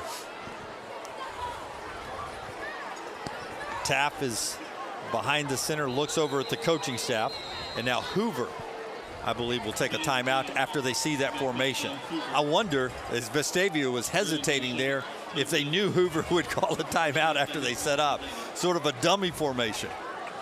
Now see if you play something off of that. You're looking through your sheets here. You're about to make a big point. No, I just think Coach Chip English saw something he didn't like, and that's what they've kind of had. When you look at this offense, this Hoover defense, they're giving up 24.2 points per game. So they've given up points. They've really bent a good deal. Some of those points have been defensive scores, so it maybe is a little inflated with how they've done, but Vestavia has moved the ball up and down the field tonight. The only problem for the Rebels is so has Hoover.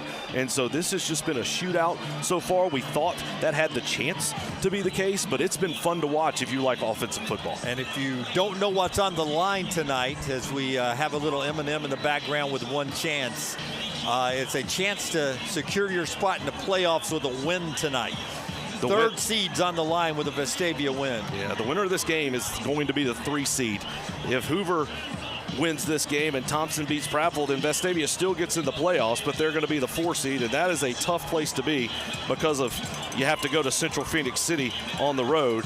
But if Hoover wins and Prattville beats Thompson, then Vestavia would be out of the playoffs. Right now at the half, Thompson leads Prattville 14-7. 2nd and 5.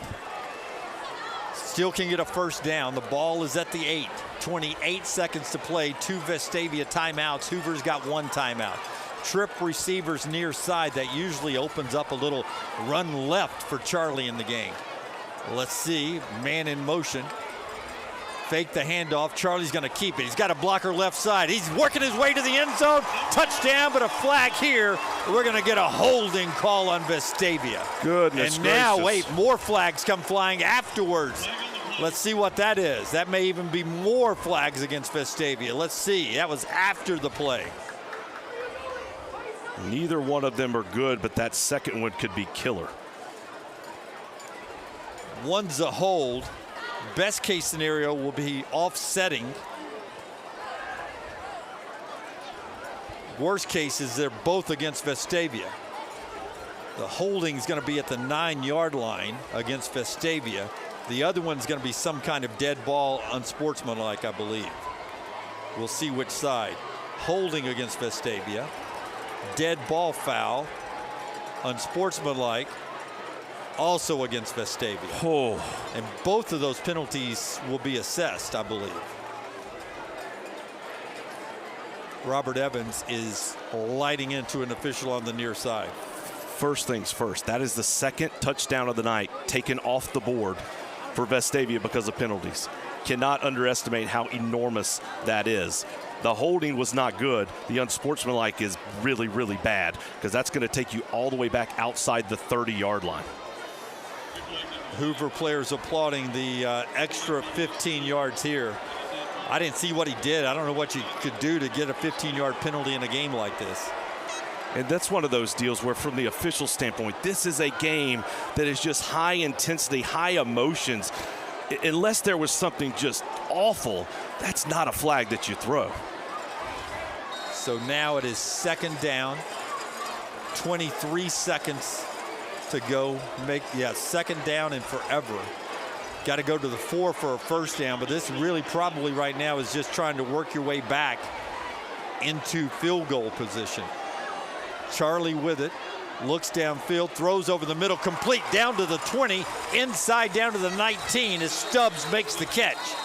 And Robert Evans calls a timeout, and he wants some time put back on the clock. Yeah, 2 seconds ran off the clock after Coach Evans called that timeout. He is immediately going to the white hat to let him know, and Coach is fired up with the way this game has been officiated so far. He'd like him to come over. He wanted an explanation on why there was the unsportsmanlike, and the white hat never came over to tell him what went on. Can't see Robert at the bottom of the screen there. Coach Evans is at the 42-yard line talking to the head official. Great play by Taft to get us back down into possibly some points as it gets back to the 20. And here for Taft, this is a critical moment in this ball game, a critical decision-making process for Taft. It's 3rd and long. You can pick up a first down, but that's going to be really, really hard. Vestavia has 1 timeout left, so you can call a timeout wherever you need. I think the Rebels probably need to pick up 5-6 yards to feel really, really comfortable for a field goal. But most importantly, if you're going to take a shot to the end zone, you cannot have a turnover. You have to be smart. You have to feel confident that the throw is open because you've got a chance to attempt to get 3 points here, and points here are critical in this ball game. You cannot afford a turnover at this juncture. All right, as Chad was saying earlier, Vestavia's first drive taken off the board with an illegal forward pass thrown by the non-linesman on the far side. A back judge, it looked like, who threw that flag. And it was taken off the board. This time it was an unsportsmanlike conduct after a hold, so it wouldn't have been a touchdown anyway. You had the holding, but then that backed you way up. Now it's 3rd down at their 20-yard line. Maybe got a shot at a field goal attempt here. 15 seconds to play, 14-13. Taft running, can't take a sack, throws it away and incomplete with 9 ticks left on the clock, 9 seconds left. And now we're going to run the kick team out there in Sloan Morgan, who had one blocked earlier. A lot further back. He was trying a 42-yarder last time, kicked it low and got blocked. Now Sloan's going to set this one up at the the 26. It'll be a 36-yard attempt. This is crucial. Get you back inside single digits. Gets it back to a 1-possession game as Hoover's going to use their final timeout here.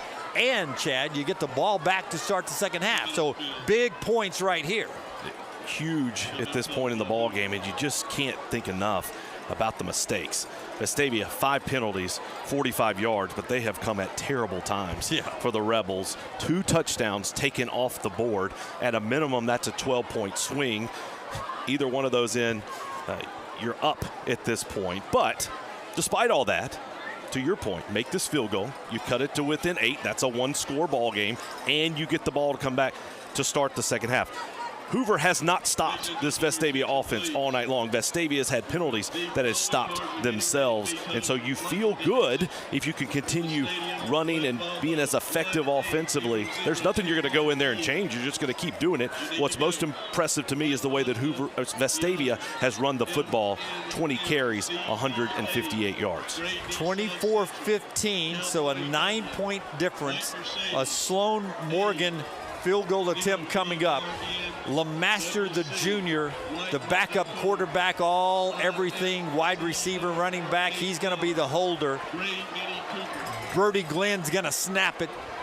Sloan Morgan's going to kick it. It is up plenty long enough, and it is good. It's good, and Vestavia cuts it to 6, 24-18. For everything that's happened in this half, Coach Evans, he's going to be very disappointed in where this score is, but you got to also take a deep breath and say, I'll take it. With as many unfortunate plays that have happened, the penalties, the points coming off the board, and the way that Hoover has moved the football to only be down 8, that's a pretty decent spot for this Vestavia team. Absolutely. You couldn't have designed it any better for Hoover on those flags that came just at the worst time for Vestavia. I saw the holding penalty. That was going to be a hold. Sort of hooked him with his arm. That was going to come back anyway to get pushed all the way back after the unsportsmanlike. That was a big mountain to climb over, but you still got some points out of it. 4 ticks on the clock. You got to squib it here, right? Oh, yes. You're kicking it short. You want that clock to run out. At most, you want Hoover to have 1 offensive play. You'd love them to take it, run it a little bit, and run those 4 seconds off the clock. All right, Sloan Morgan's out there to do the kicking. All our guys are lined up. He's going to punch it, fair catch, so they're going to fair catch it at the 34 with 2 seconds left, and that'll give them 1 play. Let's see if Hoover will let the quarterback, Caleb Freeman, throw one as far as he can throw it. Yeah, Vestavia is going to have 3 or 4 people down around the 20-yard line. They're going to have some more back, just keep everything in front. Although Hoover may be comfortable with where they are, just take a knee and head into the half. I'd let them do that. Yeah, if they choose to do that, I'd let them do that. Yeah. Or just run it. Who knows? I mean, with the chunk plays that they've been able to get. But either way for Vestavia, just keep everything in front, get to the half, take a deep breath, and then come out ready for the second. With Jonah Winston going back, it looks like they're going to go victory formation, just take a knee.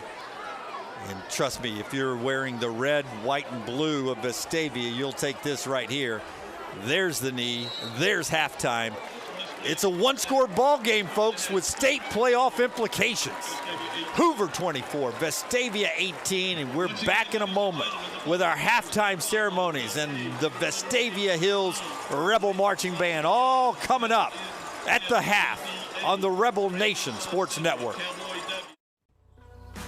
There are no shortcuts on the road to success. It's forged by confidence, purpose, and determination.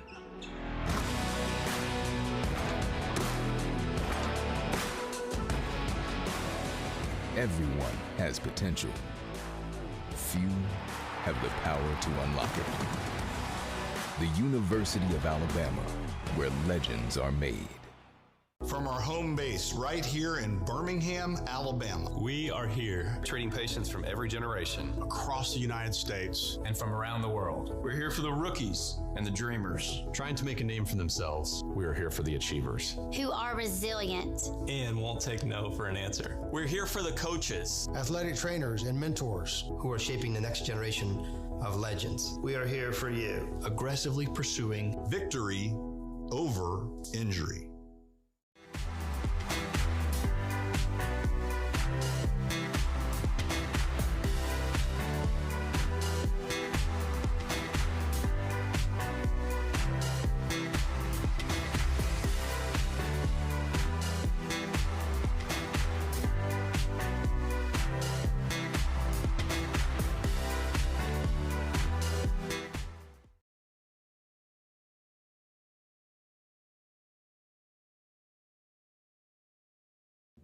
Welcome back at the half. We're pleased to be joined by Taylor Burton, the owner and president of Taylor Burton Company. Taylor, thank you for being with us here tonight.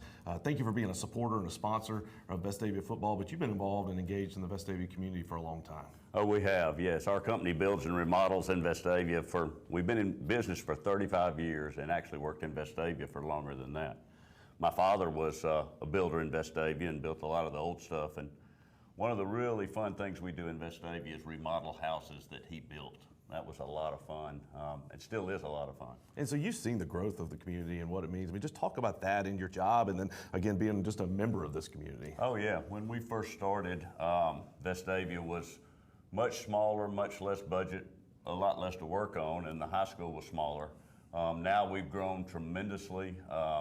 Every year's a new year, more kids, more students, and a lot bigger, a lot different city.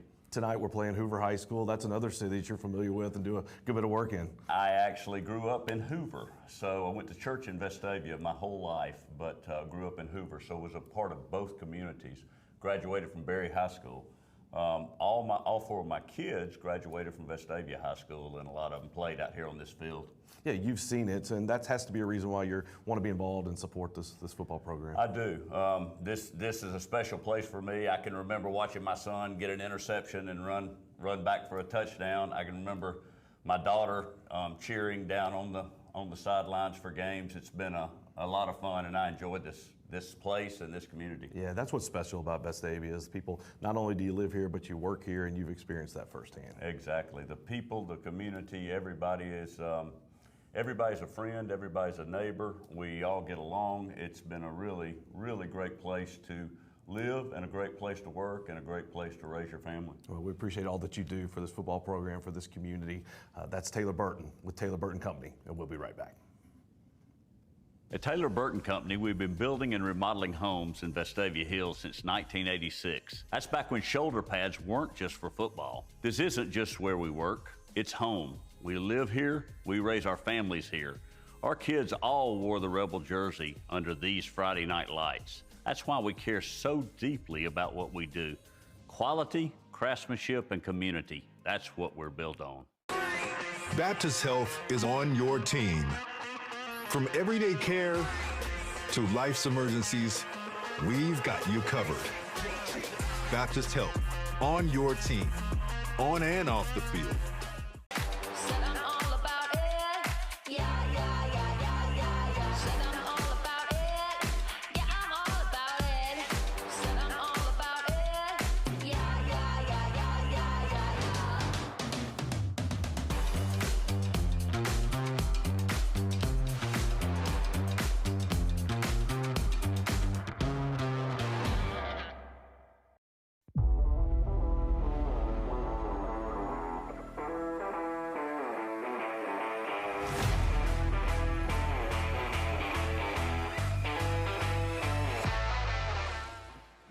My name's Angela. Hi, I'm AJ Liddy. Hey, I'm Jackson Mize. My name is Shep Paget. My name is Coach Trino, and I'm the head coach of the cross country program. I'm Richard Anderson. I'm the director of cross country and track and field here at Vestavia Hills High School. I love cross country because it is such a fun team sport to be a part of. I love the community that it fosters, and I love the supportiveness of it all. And also, it's a great way to stay in shape. We have a very upperclassmen heavy team this year with 18 seniors, and a lot of them have actually been a part of the program since they were freshmen. It's been really exciting to watch them grow, and we're hoping that we get to send them out on a high note. And so this summer we've all been running since early June. We've also really been focusing on fostering a really positive community and a very good co-ed team. We put a lot of emphasis on trying to build a co-ed team culture because in cross country the girls and guys are doing everything together as opposed to having just a girls team and a guys team. Our team has a lot of anticipation.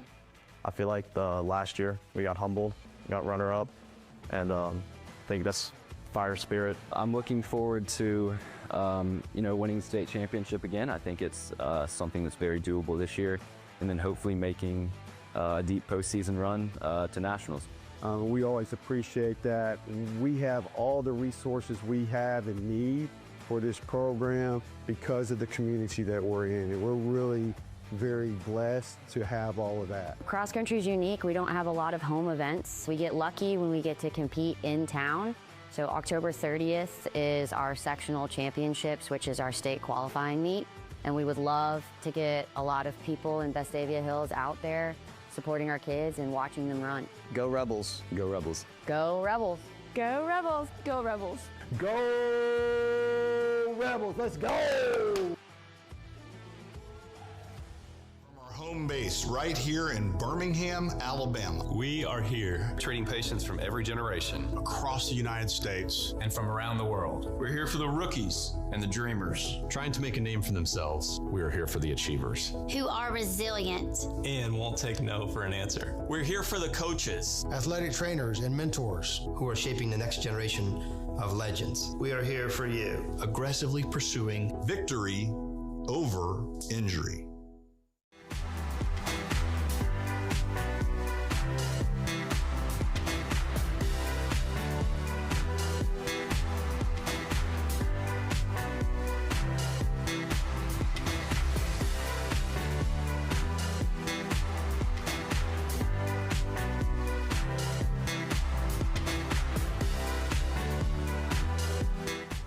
At Taylor Burton Company, we've been building and remodeling homes in Vestavia Hills since 1986. That's back when shoulder pads weren't just for football. This isn't just where we work, it's home. We live here, we raise our families here.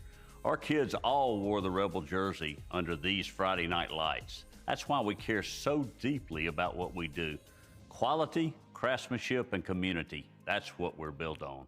Right when I toured Stanford's campus, I immediately felt the communal atmosphere and environment. A lot of parents, they're looking for a place where their children can come, they can continue to grow in Christ, they can feel safe, and they can be encouraged and motivated. We promise them that when they come, they're going to be surrounded by people who love them, who help them to find meaning and purpose in their life, and who really help them to flourish and become the men and women that God is calling them to be. Out of every place that I could have gone, this was the place for me. The Hoover High School marching band out on a voyage of adventure and tales during their halftime show tonight. It's been an adventure in the first half.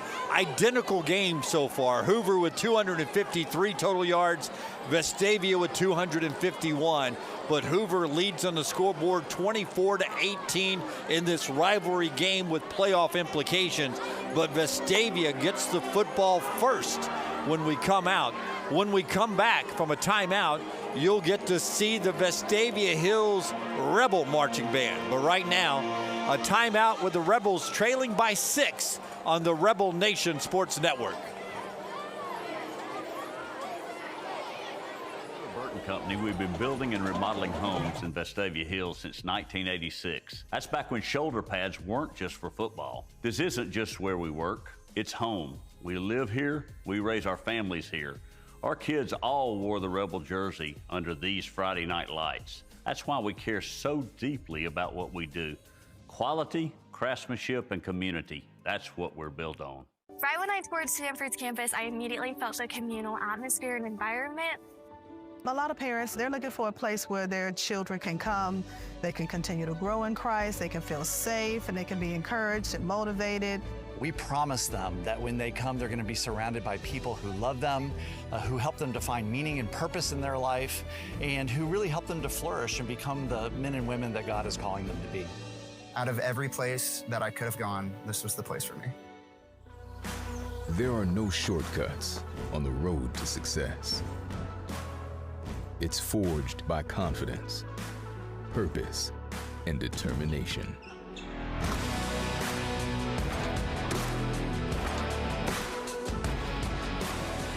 Everyone has potential. Few have the power to unlock it. The University of Alabama, where legends are made. From our home base right here in Birmingham, Alabama. We are here, treating patients from every generation, Across the United States. and from around the world. We're here for the rookies and the dreamers, Trying to make a name for themselves, we are here for the achievers. Who are resilient. And won't take no for an answer. We're here for the coaches, athletic trainers, and mentors who are shaping the next generation of legends. We are here for you. Aggressively pursuing victory over injury.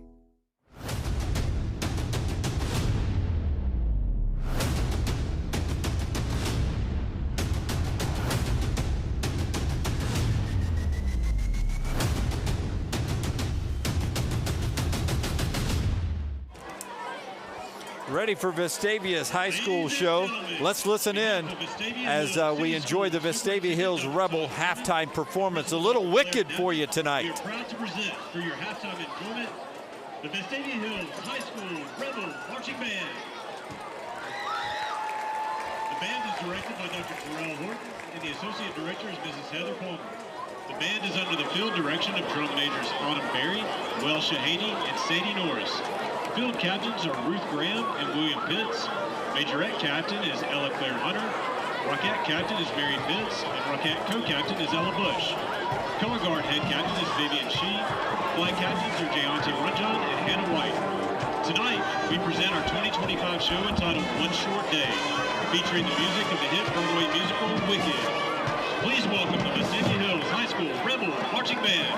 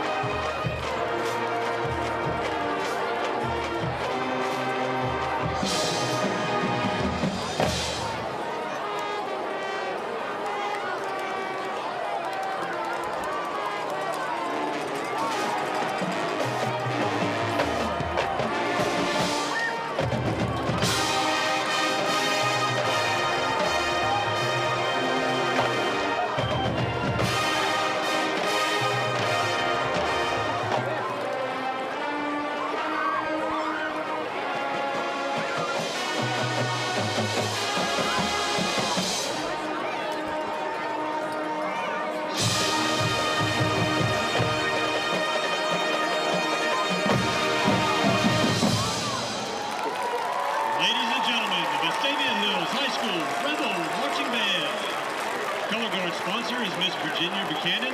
Majorette sponsor is Miss Hannah That's the Hatchett. Vestavia High School marching band as we get ready for both teams to make their way back out and loosen up for the second half. We'll come back and look at the first half stats and update you on any other games going on around the state when we come back on the Rebel Nation Sports Network. Home base right here in Birmingham, Alabama. We are here treating patients from every generation Across the United States. And from around the world. We're here for the rookies and the dreamers. Trying to make a name for themselves. We are here for the achievers. Who are resilient. And won't take no for an answer. We're here for the coaches. Athletic trainers and mentors. Who are shaping the next generation of legends. We are here for you. Aggressively pursuing victory over injury.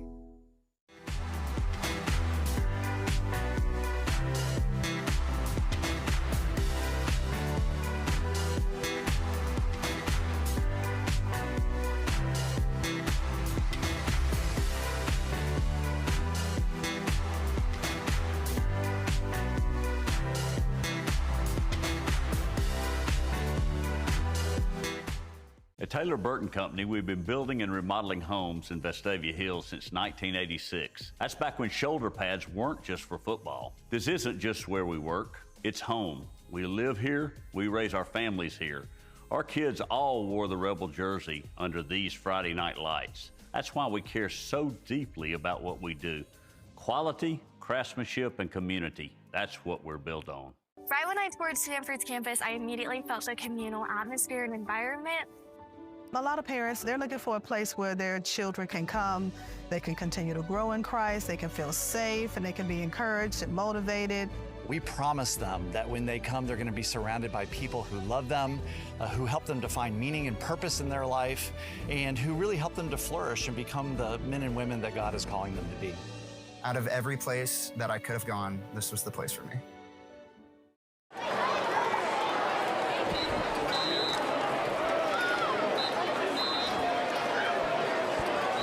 Halftime stats with Chad Pilcher, man. As I said at halftime, 253 to 251. This is pretty tight-knit football game. And we felt like coming into this game, both teams would need to try to run the football. Vestavia's been successful. 20 carries, 158 yards on the ground. Hoover's running 17 times for 86 yards. Charlie Taft leads the Rebel, 10 carries for 72 yards. Carson Purdy, 7 carries for 58 yards on the ground for Hoover. J.R. Mosley started out strong. He has 8 catches for 46 yards.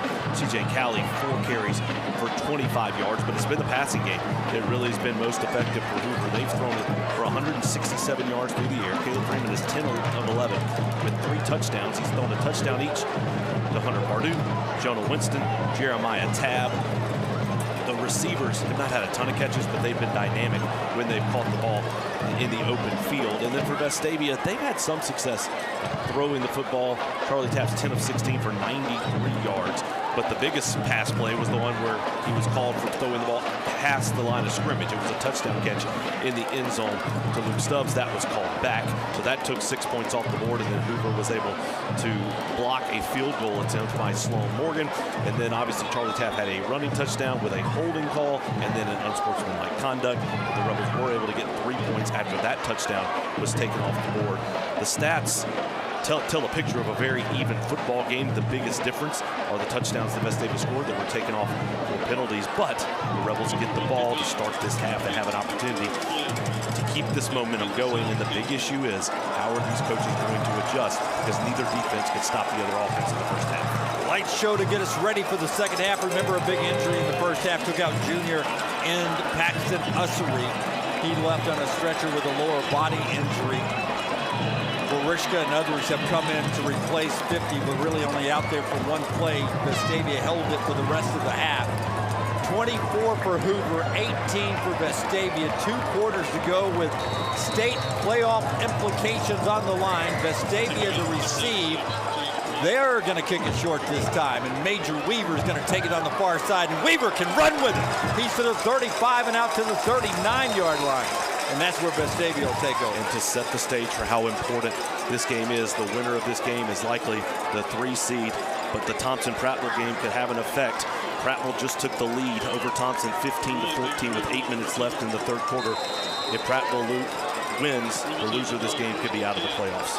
A lot on the line here, and Vestavia down 6 as they get the ball at their own 39 to start this thing off. Taft's going to hand it off right up the middle. There goes Purdy. The big run. Had one guy to beat to be off to the races, but still 14 good yards. Great start for the Rebels running the football. Carson Purdy has been outstanding so far tonight after being out last week with an injury. Great start for the Rebels. Purdy stands back there. Taft keeps it, fakes it to Law. Going to try to fight his way loose, and finally he's going to get tackled, but we're going to get maybe a face mask call here. Taft looked like he was thinking about tossing that ball backwards. That could have been catastrophic, but the penalty comes out. You would expect that to be a face mask call against the Bucks. Justin Hartley was the guy with the tackle that was chasing Charlie Taft down. A couple of flags. Let's make sure they're all looking at the same thing here. Personal foul, face mask against Hoover. And that's the only flag. Just multiple guys saw it, and they're going to march it off 15 yards all the way down to the Hoover 32-yard line. First down, Vestavia. And you may ask, with Vestavia being as successful as they are on the run, why are they continuing to pass? Some of those pass plays are what's loosening up the linebackers for the opportunities to run the football. A couple of guys back there now with Taft. It's going to be Purdy again. This time it's going to be stacked up by Jarrett Goldsby on the tackle. Play loses it. I think if Taft had that one back, he might have pulled that one and kept it. But that's a really good play that time by Goldsby to get into the backfield. He won at the line of scrimmage. There you see Taft and Purdy. Also out there, Grayson Harper at the slot. Taft fakes it this time. Looks downfield. Now he's going to sling it out to Purdy, who's got it. He's down to the 25. Makes a guy miss. Tight ropes it down. And they're going to mark him out inside the 20 at the 19. And they're going to give him the first down, move the sticks once again for the Rebels. Good job by Purdy, turning backwards to catch that ball, then keeping his momentum, staying on his feet to run forward inside the 20. And got another 6 or 7 yards by not stepping out of bounds. Now Taft avoids the pressure. Now he's going to sling it out low to Ainsworth, who gets a forearm and is knocked down right at the line of scrimmage. Good pressure that time by the Hoover defense. You saw a number of white jerseys flying into the backfield to disrupt that play. Taft did a good job getting rid of it to avoid the sack. Hartley out there, longest yard style, making the tackle with that left forearm shiver. It is 2nd and 10. Taft fakes the pitch, and now he's going to run for the pylon. Cuts up on the hash mark, to the 5, to the 2, to the 1. Right on the doorstep for a first down and goal is Charlie Taft trying to get him to the end zone to tie the game up. And I love that play design by offensive coordinator Josh Franklin. Showed end around to Zach Laws, went with the fake pitch. Then Charlie Taft kept it, and another penalty. Goodness gracious. Oh, holding on Vestavia. Boy, I didn't see that one until Taft was long gone. Coming from the official on the far sideline. There was no one near that play. I didn't see it either. I mean, he was wide open in the open field. Just another crucial penalty against the Rebels. Oh, man, every time Vestavia scores a touchdown or gets down there, the flags back them up. 2nd down now and 16 after being down inside the 1. Just heartbreak city. Taft now rolls near side, throws back, intended for Harper there. He gets knocked to the ground. Taft was throwing it at his feet, throwing it away anyway. He gets pushed to the ground. It's 3rd down now, 16. Just these penalties and an opportune time. Trying to run the screenplay to Noah Boylan that time. Jamarian White had good pressure on Taft. Justin Hartley was there to defend Boylan. And now for Vestavia, you want to pick up 8, 10 yards to put yourself in a better opportunity for the field goal. 3rd down, 16. Ball at the 25. Taft avoids the pressure. Now he's going to look downfield, fakes it, pushes a guy away who drags him to the ground at the 25. They're looking near side for a face mask. They don't get a call. And this is going to be 4th and long. I think that's too long. This is right where Vestavia had the field goal blocked previously. I think for Coach Evans, you just go for it here. 4th and play did good maybe to get a yard. They're going to still call it 4th and 16. And just to go back how critical that penalty was, Vestavia would have a 1st and goal at the 1-yard line. Yeah. Instead, it took it all the way back out past the 25, and now you got a 4th down and 15. Inside the 1, we could have done the Pizitz push and been in the end zone. 9 minutes to go in the 3rd. Taft with a good pocket over the middle. It is complete, but he's got to get the 1st down to the 5. He's got a 1st down. What a play. What a throw by Charlie Taft. What a catch by Stubbs. And a huge 4th down conversion for the Rebels. Man, a lot of people standing around in that Hoover secondary, and Stubbs found some space quickly to Purdy. He's pushing the pile down to the 2. And if, depending on how this game goes, mark that last play. That is huge. We got another player down on the field. Looks like another Rebel. Left knee in this situation here. Helmet's off quick on that offensive lineman.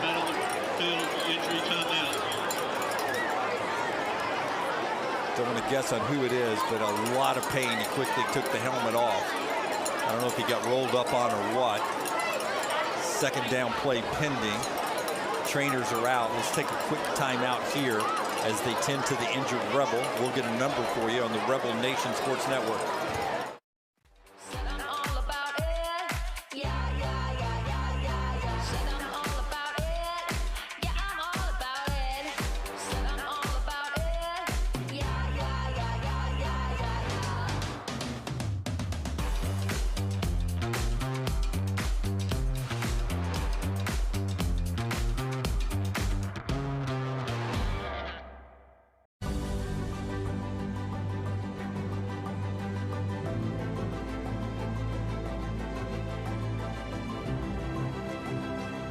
For more than 50 years, Senator Jabbo Wagner has served Alabama with honor and called Vestavia Hills home.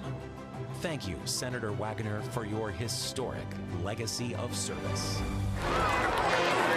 Baptist Health is on your team. From everyday care to life's emergencies, we've got you covered.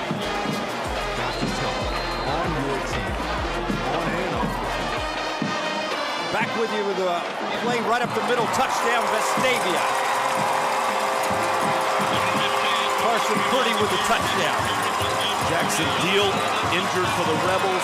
William Hurt comes in on the offensive line. Carson Purdy plows forward. Gets you to 24-24 with the PAT pending, and the Rebels have a chance to take the lead for the first time here tonight. 24-24, extra point coming up. Vestavia dodging bullets. Chance to take the lead. Pushing a boulder up the hill tonight, and this Vestavia team rising to the occasion. Extra point is up.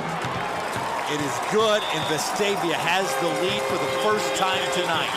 25-24 Rebels with 8:36 to go in the 3rd quarter. Let's keep it right here. So what we see, we saw an injured player after a major 4th down conversion that kept this thing alive. Just a huge throw and catch from Charlie Taft to Luke Stubbs after a killer penalty. The holding call on a great Charlie Taft run down to the 1-yard line. And these Rebels are playing their guts out tonight. We've seen injuries, we've seen physical play, it's just a slugfest back and forth. And now for Vestavia, it's can the defense come up with a stop? They couldn't do it in the first half. Hoover's offense just really moved it up and down the field. How aggressive does Coach Robert Evans continue to be? Does he try an onside kick again right here? You got to think Hoover is watching and prepared for that. He said he was going to throw everything out there. He's done that so far, and these kids have responded. You knew you were getting the ball to start the half. Could you come put points on the board? And the Rebels did just that. Vestavia playing their guts out in this one, leading 25-24 with 8:36 to play. Onside kick, big bounce, ball's out. Hoover fighting for it, and they're going to get it right at the 50-yard line. We got an offsides penalty anyway at Vestavia. We'll see what the Hoover coaches decide to do. They may have called procedure and no kick at all. It looks like they're going to back them up and re-kick it. That's actually a break for Vestavia. That'll give Vestavia the option to kick it again, and they're going to kick it deep this time. It's the 2nd onside kick attempt for the Rebels, the 2nd time they've had a chance to get that kick. It was on the ground, obviously would have been negated regardless because that play was blown dead. It would have been par for the course. Some big plays from Vestavia tonight. And then when you start looking around, you end up getting yellow laundry somewhere tonight. The penalties have not been a lot, but they have been so crucial when Vestavia has got one called up. And the other part you can take a risk is for Vestavia. Let them get into your side of the field. It's about can you prevent a touchdown and hold them to a field goal. That's really what you're doing because your offense is moving the ball up and down the field. They're still in their same kick receiving. They're going to punch this with instant fair catch call. And that's not bad. It's usually at the 31. Now it's at the 34-yard line, 33-yard line. That's where Hoover will start. And that offsides penalty was a huge break for Vestavia. It's a 25-yard difference. Haven't seen a ton of breaks for Vestavia in the penalty department, but that one was. So instead of starting on the Vestavia plus side of the field, Hoover's going to start back on the 33. Maybe the tide is turning now. This is the first time the defense is out there without Ussery since his injury. Remember, one play touchdown for Hoover after the Ussery injury. And we'll see what they're able to do now as they bounce some newcomers around on that defensive line. One receiver, stack formation near side, and Freeman's got his offense ready to go. They're going to hand it up the middle, and making a diving tackle is Rush Harper. He came out of nowhere. Great job by Harper flying in from the backside. Liam Morsica in there, replacing Ussery, was involved in that tackle. Also, Grayer Manow. Defense gets lined up. Freeman looking. They're adjusting the receivers. They're behind the sticks now. They've chosen to pass about 9 out of every 10 times when they're behind the sticks. We'll see if they run it with Big Mosley, who's back there beside Freeman. They are going to hand it off to Mosley. He slices his way forward. Going to be tackled right at the 39-yard line. And Hoover got a crucial third down coming up. Grayer Manow in on the tackle once again. Third down, we'll call it 5. Hoover with 3 receivers topside. All 3 of their receivers are going to go play big-time college football. And you've seen them on display tonight. Freeman makes a change at the line. Still has Mosley beside him. Gonna hand it to Mosley. Up the gut. Gonna be short of the first down. One guy's got him at the first, one has him short. They're gonna mark him for the first down. The guy on the top has it. First down by about half a yard. That was a really good run by J.R. Mosley. Looked like the Rebels might have a chance to stop him short, but he able to fall forward and move the sticks. 1st and 10, Hoover. Ball's at the 44. Hand off again. Mosley trying to get out of there. This time Vestavia does a good job of corralling him. Actually, that's going to be Cowley on the run for them. Their speedster running back, and that play gets 2.5, maybe 3 yards. Really impressive how well Cowley keeps trying to fight out of those tackles. You have him wrapped up. You see him just continue to lunge forward. But a short gain on first down. For Vestavia, you can live with that gain. 3 down linemen. Manown is out there. You see him near side. Now they back out. Man in motion. It's Tab. He's going to catch it with blockers out there, but a great open field tackle. Down there is number 4 and 18. That's Daniel Richardson and Parker Simpson. Another third down opportunity for Hoover. So far, they're 4 of 6 on the night on third down. 3rd down and 4. Just inside Vestavia territory, 25-24 Rebels. 3rd down. Man in motion coming near side. Hand off to Cowley. Defenders are there. Big play, Vestavia defense. Nick Williams is there. Rush Harper is there. And now Hoover faces a 4th down. Big decision here for head coach Chip English. Does he risk it, giving Vestavia this field position just inside Vestavia territory? He's leaving the offense on the field. Big play. State playoff spots on the line for both teams. 4th down play for Hoover. They try to shift. Vestavia doesn't jump. Now they're going to run the punt team on. Vestavia, got to stay in your formation, guys. Quickly, they run off a defender. Hope comes off. Back goes Osborne. There's the punt. It's a high punt. It's actually Taft back there. It's going to bounce. Take a Vestavia bouncing. It'll be downed at the 20. That's a big win for Vestavia right there. They hold Hoover scoreless. For the first time tonight, Vestavia's defense came up with a play, made the stop on third down, and that is huge. You talk about the halftime adjustments. What's the defense going to do? Are you going to be able to stop that momentum? And now Vestavia's offense that has not been stopped is back on the field with 5 minutes and 6 seconds to go in the third quarter, leading Hoover by 1. Let's see what Josh Franklin can dial up on the offense. First down at your own 20, leading for the first time tonight, 25-24. Taft's going to keep her. He's got a little room, and he's going to work forward for 6 yards.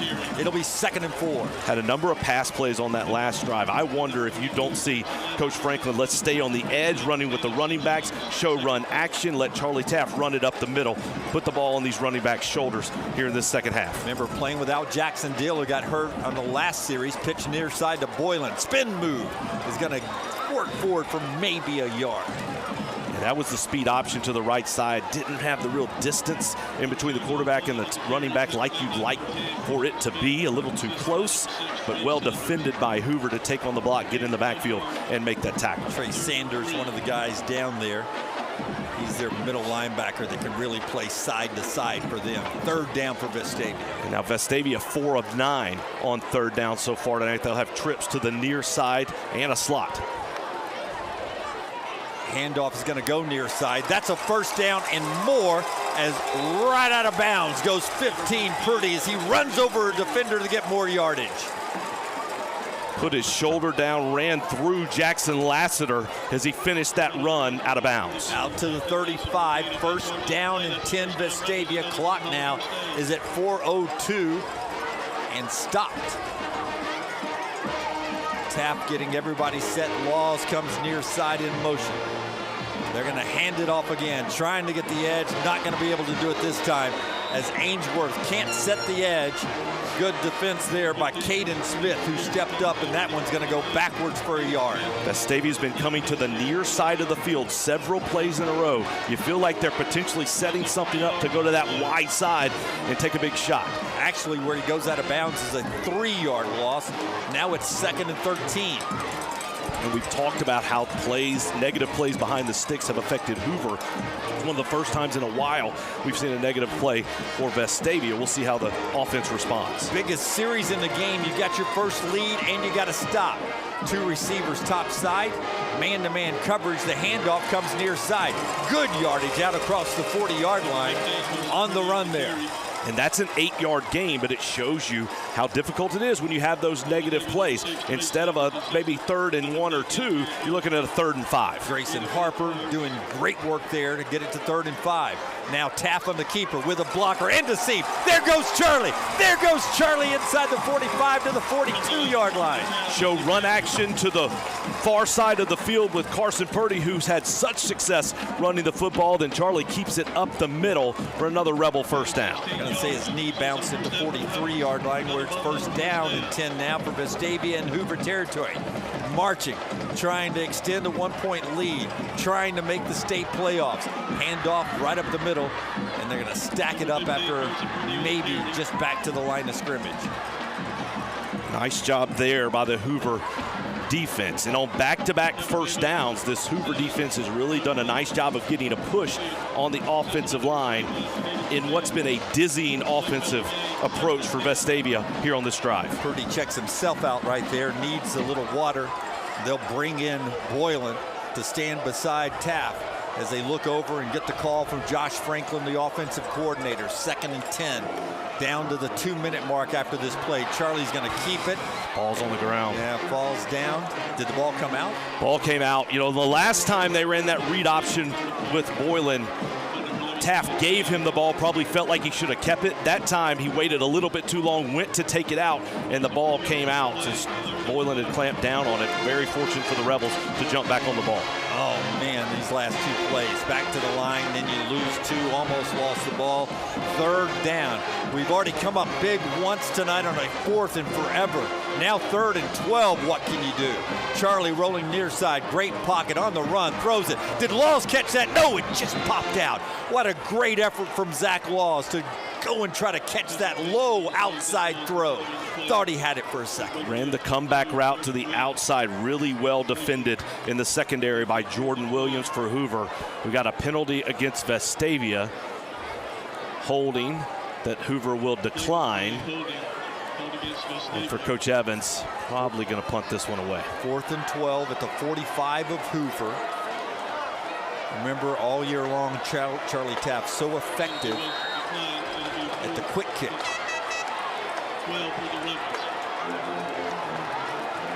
Nobody's back for Hoover right now. Play clock at 15. Charlie Taft in the shotgun. Now they're going to shift and bring the punts on. That play worked earlier. Nobody for Hoover jumped. Now they're getting lined up. Play clock is at 0. Yep. It's been 0 for a while, and they finally noticed it. Well, Robert Evans, he didn't call a timeout, right? It doesn't look like he did. He certainly didn't call a timeout before the clock hit 0. Yeah. I don't think he wanted a timeout, and he wouldn't take it on 4th and long at the 45. I think he wanted it to go out. Maybe he was just clapping like Kirby Smart. Yeah, I mean, they're going to say now that's what Coach Evans is saying. I never saw him call a timeout, and I was staring straight at him the entire time. Yeah. So I think Kirby Smart ruined that opportunity for any coaches going forward. I haven't seen a good call by the official yet. They haven't. They're going to say it's a Vestavia timeout. That could be crucial coming up here in a moment. Yeah, and I think based on what I was watching, I don't know. I didn't see Coach Evans signal for a timeout, and the clock was certainly at 0 before the official ran out there. Don't know why you would take the timeout, but with a 4th and 12 and a punt situation now. But Vestavia, according to the scoreboard, charged with a timeout.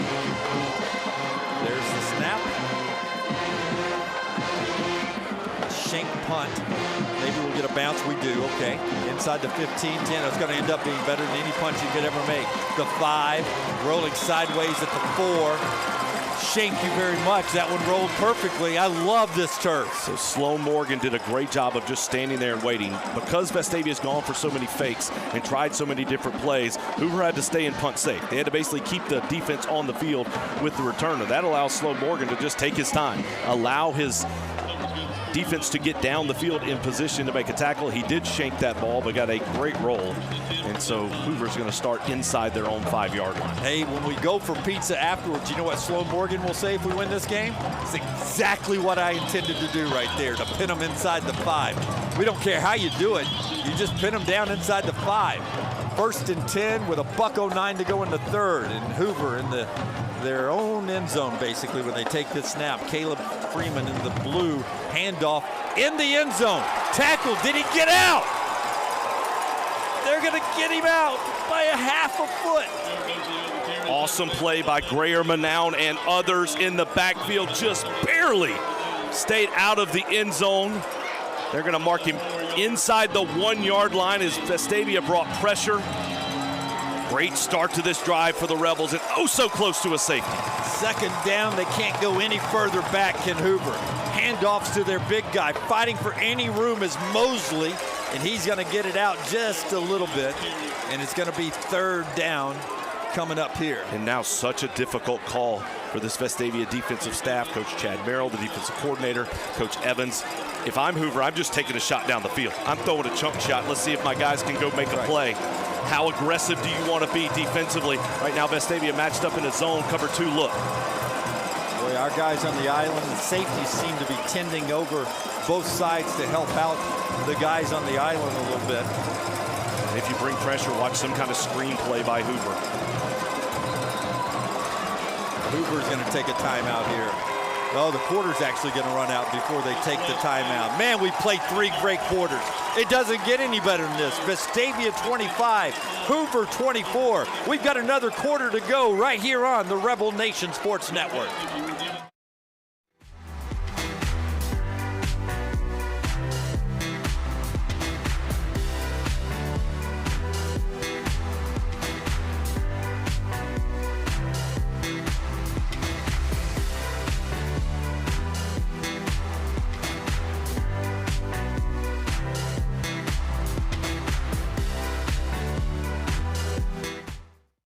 Taking the sights and the sounds, man. We've got the light show going as we move to the 4th quarter. Packed house here at Thompson-Reynolds Stadium, Buddy Anderson Field. A game Buddy Anderson absolutely would love. It's been a slobber knocker. 25-24, Vestavia leading Hoover. Man, we got a big 3rd and 12 coming up for the defense here. This game has lived up to the hype. Let's hope the 4th quarter stays the same. Huge play for the Rebels. 3rd and long for Hoover. Not only do you want to get a stop to get the ball back, but if you get the stop here, Vestavia has a chance to get outstanding field position. 1-point Rebel lead. 1 Rebel. 3rd down play. Everybody on their feet on both sides of the field here as Caleb Freeman brings that Hoover offense out. He'll stand between the V and the I. Actually, he's on the V now. Fakes the handoff, quick pass, and out there making a play. His forward progress is going to get him out to the 1, though he's tackled in the end zone. Parker Simpson read that one perfectly. Incredible read by Parker Simpson, off like shot out of a cannon to go make that play. Made contact right at the 1-yard line, and now Vestavia will send 2 returners back. Charlie Taff, Luke Stubbs standing at their 35, the Hoover 35-yard line. All right, their punter has got to be careful. He can't step out of the back of the end zone. It's a short snap situation. You practice these all the time. Quick kick for them. It's going right to our guy at the 35. Oh, and they're going to throw it near side. Open! And they've got blockers. Here goes Stubbs to the 10, the 5, touchdown Vestavia! Touchdown Vestavia!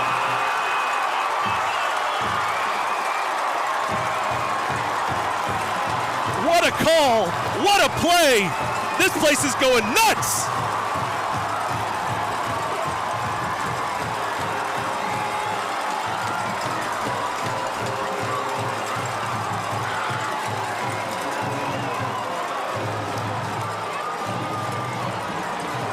Are you kidding me? The throwback. And then the blocks were set up perfectly. And Stubbs takes it to the house. 31-24, 7-point lead. Trying to make it 8 with the extra point. Morgan's out trying to do his business. High snap. LeMaster gets it down. Morgan gets it between the uprights. And the Rebels lead it by 8. When we come back on the Rebel Nation Sports Network. We're proudly local, headquartered in Birmingham with offices in Vestavia Hills and Austin, Texas. A family of companies, Molecular Designs and Streamline Scientific, serving labs nationwide. We develop smarter molecular tools, from advanced PCR assays to improved sample collection and rapid extraction systems, plus seamless lab software. Together, we're a family of companies, simplifying, advancing, and empowering labs across America. Streamline Scientific and Molecular Designs. Local innovation, national impact, serving labs nationwide. Let's go Rebels! 32 push-ups from the student body, and they're back into the seats to cheer on their teammates a little bit more. Vestavia 32, Hoover 24. We'll get a score update from Thompson and Prattville in a little bit, but basically Vestavia needs to win this one to secure their spot in the playoffs. Onside kick, rolling around, and it's going to go out of bounds at the 37. That one didn't get a bounce from Sloan Morgan. As he looks down at the turf, he got caught a little bit, like when you jab a wedge into the turf, you don't get the height you want, and you don't get the bounce you want. It just spins off the green and into a trap, and that's going to be a penalty in good field position for Hoover. It's good field position, but it's also not kicking it to their playmakers in the return game. And so you'll give them the ball at the 38-yard line, which is about where they've started all night long. Hoover's average starting position is right at the 30. So now it's up to this Vestavia defense. They've done it 2 times in a row. Can they do it again? They're going to enforce the mark off now and bring it up to the 43. But still, 43-yard line as opposed to a return for a big play or even a score. Their returners are that good. Classic Queen in the background, everybody cheering along. Defense trying to rock Hoover one more time. 32-24, 8-point lead, 11:04 to play in the game. Freeman, they get away from the run game. They throw it out near side. That's Purdue with the catch and the run as he gets it down to the Vestavia 45 as big number 10 Anderson Clark, their tight end, leveled one of our guys. That's just a good play by a playmaker. These open field tackles. On the first 2 drives, Hoover's been heavy run. Start out with a pass there. Wouldn't be surprised to see them stay in the air as this game moves forward in the 4th quarter. About time to see a big play from Richardson or Wilbanks. Here's Freeman on a handoff. That big runner is Mosley, the reliable bruiser that works his way forward, and a big run for them down to the 34-yard line, making it 33. Hoover started with good field position after the failed onside kick attempt, and then 2 nice gains to start this drive. Freeman, by the way, 13 of 14 passing tonight. Doesn't throw many incomplete passes. There's a little short one to Cowley, who slips and he goes down. That play's going to lose 2. Huge play, assist to the turf, and that's going to move Hoover back. They're going to be set up 3rd and 5 at the 40-yard line. 4 down territory for Hoover. They don't want to give it back to Vestavia right here with only 10 minutes to go in the contest. 3rd down, 5 to go. Ball sits at the 40. Hoover in their road whites and those black helmets. 3rd and 5, Freeman gets it out quickly on the sidelines. Our defenders slip. They've got a 1st down. Trying to get him to the ground. They finally do. Just past the sticks as our guy lost his footing. Easy throw and catch for a Hoover 1st down. Got that ball out to Jonah Winston, brother of the Heisman Trophy winner, Jameis Winston. Ran right to the sticks. Had a nice move, as you said. Big cushion and then slipped defensively. So a conversion for the Bucks. Clock rolling at 9:27, 9:26, 9:25. Tick, tick. 1st down now. Handoff is to Cowley. Cowley up the middle, bouncing off of defenders. Man, he never gets tackled by the first guy. 11, 12 more yards. That's the type of plays he's been making all night and really all season. Missed several games in the early going after transferring to Hoover from Spain Park. Nice gain there, but he's going to limp off and go to the sidelines as Cowley. Means they bring in their bruiser, J.R. Mosley again. Freeman working that offense, doing a really good job managing this Hoover offense tonight. He's been almost perfect. Handoff Mosley, stiff arms the guy, and then he's stacked up on the outside at the line of scrimmage. There's not 1 rebel there. There's 2, there's 3, there's 4, but Parker Simpson's one of them. So too is number 5, Nick Williams, playing hurt. Rush Harper, Grayer Manown, and you see these red jerseys, red helmets flying to the football to limit that play to a short game. They get 1, 2nd down and 9. 8:30 to go in the ball game. Playoff spot on the line.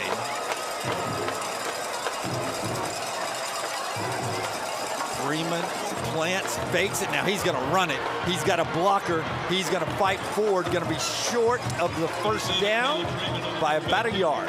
Really well defended in the secondary by Vestavia, but nice awareness by Freeman. Seeing that there was nothing there, not forcing it, tucking it and running for a nice game. Under 8 minutes now. This Hoover team, they don't blink in a close game. Remember, they beat Thompson last week 33-30 on a last-second kick. So they're not nervous. They're used to these nail-biters down the stretch. 7:45 and running on a big 3rd down play. It's Mosley up the middle, and Mosley for a 1st down to the 6. 1st and goal for Hoover. Now Hoover using tempo, getting very quickly back to the line. They don't want to waste too much time as they go to Mosley again, and we drag him to the ground at the 3. They got to think that if they don't get the 2-point conversion, they're going to want time to get another possession. Now Cowley checks back in. Mosley goes out. Robert Evans working that defensive signal in quickly there as they run with pace as we approach the 7-minute mark.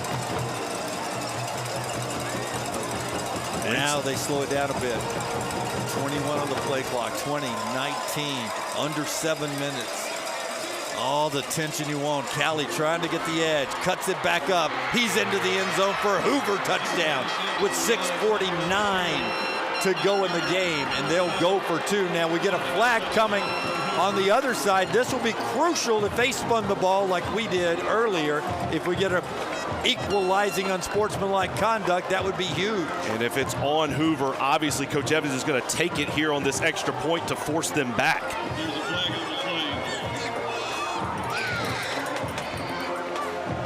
This is the equalizing call. He's going to want the 2-point conversion backed up, no doubt. Typically you might take that on the kickoff, but here you absolutely want to back them up. Yeah. Force them to go 17 yards instead of 2.5. The Hoover guys don't realize it yet. Touchdown counts. Afterwards, the dead ball foul, unsportsmanlike. Robert Evans is saying he wants it now, right? He wants to back them up now, and that's what coach is saying. Why are they not doing it? The line judge is telling the white hat. And now they realize what is happening, and they're going to back him up 15. Okay. Robert Evans, they were trying to keep him on the sidelines, but he's like, you guys don't have to play the ball marked correctly. Wait. Now you back up. Okay. And how huge is that? I don't understand the white hat here. Let's back it up. Little game awareness. Hey, it was X plus Y equals Z. We had Z figured out about 5 minutes ago, my man. All right, here we go. 2-point conversion, 32-30. And for Hoover, do you just try the extra point now? Because the chances of picking up 17 yards. Yeah, they've run him out. They're very difficult. So that extra point changes. Now they're going to leave the offense on the field. That was 86 that came out, not 96. They're still going to go for 2 from the 17-yard line. Okay, that seems like a smart play anyway. Got to get a stop, got to get a field goal anyway. They've got great receivers. They got big receivers. Freeman's going to throw it out. We may get a procedure penalty. There's a flag. There's a double pass to the end zone. They're going to say he caught it for a 2-point conversion, but there are flags everywhere. I'm not even sure it was a legal forward pass, not to mention a procedure penalty because their guys were lined up wrong, I believe. Illegal shift, illegal formation. Back them up again. In the first half, every penalty went against the Rebels. In the second half, especially on this drive, we've seen a shift and several critical penalties against Hoover. That one there is going to negate the 2-point conversion, back them up 5, make them try it again. 32-30. Vestavia by 2. And this is about to be the longest 2-point conversion play I've seen in my 30-plus year career. Backed up to the 22. But that last one was a little too easy for the Rebels. Got to be aggressive. You've got 1, 2, 3, 4, 5, 6, 7 players standing inside the 5-yard line for Vestavia. 4 rushers. Just knock it down. Keep them in front. And they run people on late, and they don't wait for a substitution or anything. Play clock is at 0. That should be another delay a game and 5 more yards. The Hoover sideline obviously upset. The play clock was clearly at 0. Hoover got a timeout before the play clock hit 0. They're talking it over. I wonder if they're saying the same thing about the play clock. It's dancing. It's not counting down 1 at a time. It's flashing. It's jumping 2 seconds at a time. But it's still getting to 0 in the 25 seconds. So it's not. The time is correct. It's just how it's getting there. You're telling me it's skipping and going 4 to 2, 2 to 6, but it's getting to 0 at the right time. It's pausing before it jumps. Okay. All right. But Coach English has every right to be a little frustrated about that because it is not counting 1 second at a time. Well, I mean, we'll go old school like we used to do back in the 1900s and just turn that thing off and let the white hat keep it himself. And if that happens, the back judge would actually be the one who would raise his hand when it got down to 5 seconds. Oh, they just threw another flag. And that's against Coach Chip English, and that is huge. 15 yards against the head coach at a critical time. What a terrible penalty by Coach English. And that's going to be one. Do you take that one on the kick? I'd back them up again. This 2 points is so critical. At this point in the ball game, I would back them up as far as I could.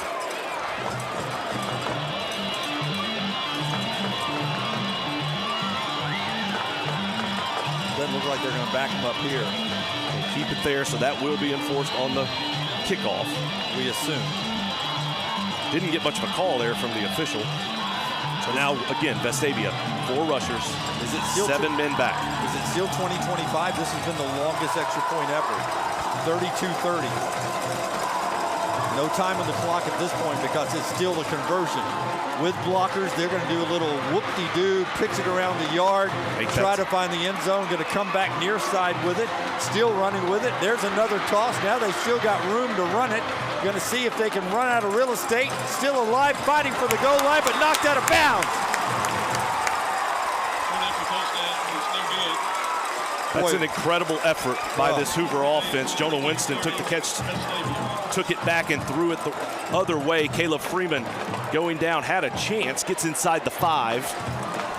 You had to get to the goal line, so the Rebels make the stop. Great play. Hats off to the Hoover kids, all around. Fighting their guts out on that play, man. And now we'll have to see, is there some type of enforcement? A flag came out right before that 2-point conversion. Again, Coach Chip English is still arguing his case. Still arguing his case to the white hat. A flag did come out, but we'll see if anything is enforced or anything is marked off. Yeah, I don't know. No placement of the ball yet. It is 32-30 as we try to get control of the game again. 32-30. Vestavia leads Hoover with 6:30 to play. Playoff implications. It looks like right now they're lining it up at the 40-yard line. So I don't know what that last penalty was. Maybe it was another sideline warning? These are the seconds of penalties, so there's a lot happening in this football game. There are coaches down for Hoover inside the 10-yard line talking to the official on the far side. Vestavia brings a couple of extra return men up to potentially guard against some type of onside kick attempt. 6:30 to play. Hoover's got 2 timeouts. Vestavia's got 2 timeouts. And I thought we still had a penalty to assess, but apparently not. They're going to line it up at the 40.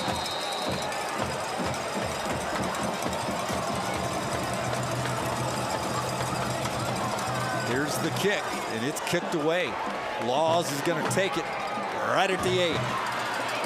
He's got a block outside and a seam. Face mask going to get more yardage for the Rebels there. Laws was about to break it and run a long way with it, and they grabbed him by the face mask, and we're going to tack 15 yards on that. Another huge penalty. Oh, no, they're pointing actually back to Vestavia on a hold.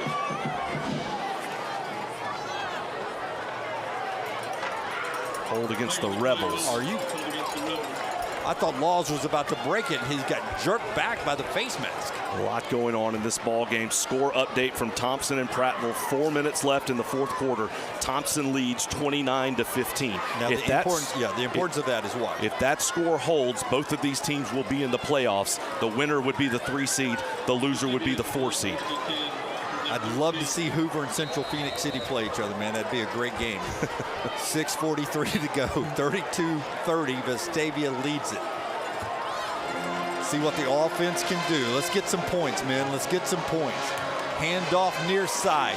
Here comes the big runner and leveled out here. That's Purdy running it. Make that Stubbs running it. And Robert Evans wanting a targeting play. And we got a late flag. And we'll see if it's targeting or if the Hoover kid said something afterwards. It was a late flag. Was it taunting? I think it may be taunting afterwards. It looked like it could potentially be targeting because he went high. Looked at like that was number 1, DJ Whalen. Flag came out late. And it is drama every time the flag comes out. They are marking that off against Hoover. A huge penalty against the Bucks. That is their 10th of the night. Going to take them over 90 yards in penalty yardage. Vestavia, 8 penalties for 73. 6:28 to go in the game, 32-30, and Vestavia with a first down out to the 31-yard line.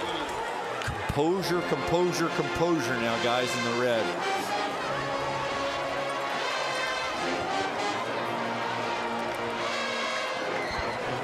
White hat is marking that unsportsmanlike down. Now the clock's in a roll. So here, let's take some clock here. 20 seconds on the play clock. They jump off sides, another flag on Hoover. And here's what that penalty does. Now it's a 1st and 5. If I'm Vestavia, I'm now keeping that ball on the ground. That 5 yards means I've got 3 plays to pick up that 5 yards. That means as I keep the ball on the ground, that clock runs. It's a balance here for Vestavia. When you're at tempo is when you're at your best offensively. But that clock needs to tick, that clock needs to run. You need to get close to 0, and if you can put points on the board with just a few minutes left, obviously that puts you in a very strong position. 10 seconds on the play clock. We're about to be 6 minutes on the game clock. Handoff with running room. Protect that football, man. Oh, that's big Carson Purdy all the way down to the 40-yard line. It's another Vestavia first down. And how about Carson Purdy showing up big time? That's 118 yards on the night. First down, Rebels. Clock continues to run under 6 minutes. 5:50 and running. Still had a little time in the play clock, but Charlie saw something he likes. He keeps it and works it forward. And that's another good 6-yard run. It'll be 2nd and 4. Let's work that clock a little bit. Coach Evans is now standing right beside Josh Franklin saying, slow down, slow down, slow down. Yeah, it's a tough mix though, right? You want to go pace because it's worked all night long. That's your bread and butter. That's when you're at your best. But sometimes the clock has to take precedence. And that's what the Rebels are doing now, taking their time, play clock down to 15. We're going to try to snap this at 5:05 maybe. 9 seconds, 8 seconds on the play clock. Man in motion is Boylan. They're going to pitch it forward. That is a big run from number 8, Grayson Harper, inside the 15 to the 14-yard line. And that's another Vestavia first down. Run action, Noah Boylan to the right side. Grayson Harper coming underneath, pop pass, perfectly executed. Well done by the offensive line, and another first down for the Rebels. They're inside the 15 and knocking on the door. Clock rolling. 4:48, 47, 46. Play clock's at 20, 19, 18. Trust Charlie Tapp, man. He looks over, gets one last signal from Josh Franklin. First down, we're at the Hoover 14. Tapp on the keeper. Tapp up the middle with blockers. Tapp bowling forward to the 3. Stacked up there, and Vestavia's knocking again right on the door. Another first down inside the 5. Clock continues to roll. That takes Charlie Taff over 100 yards rushing the football. He has 16 carries for 103 yards. 2 Rebels over the century mark on the night. Vestavia's run the ball 37 times for 257 yards. Charlie Taff getting that fit right, stretching that 11 jersey back into place after he drug Hoover defenders down inside the 5 to the 3. First and goal to go for the Vestavia Rebels. 3:50 clock running here. Direct snap. This goes to Purdy into the end zone.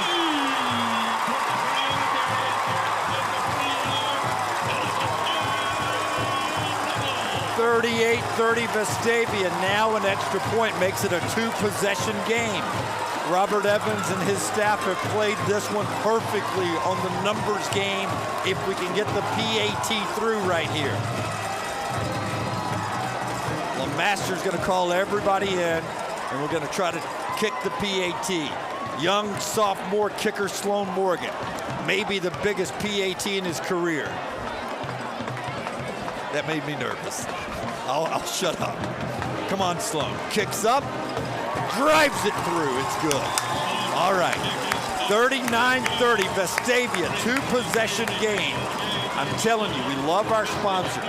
Let's listen and hear from them. Go support them back in a moment on the Rebel Nation Sports Network.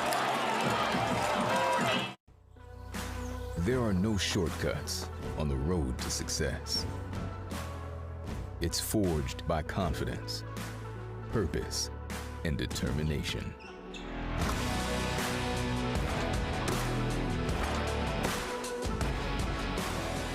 Everyone has potential. Few have the power to unlock it. The University of Alabama, where legends are made. Back at Thompson-Reynolds Stadium, honest to goodness, who's got it better than us tonight?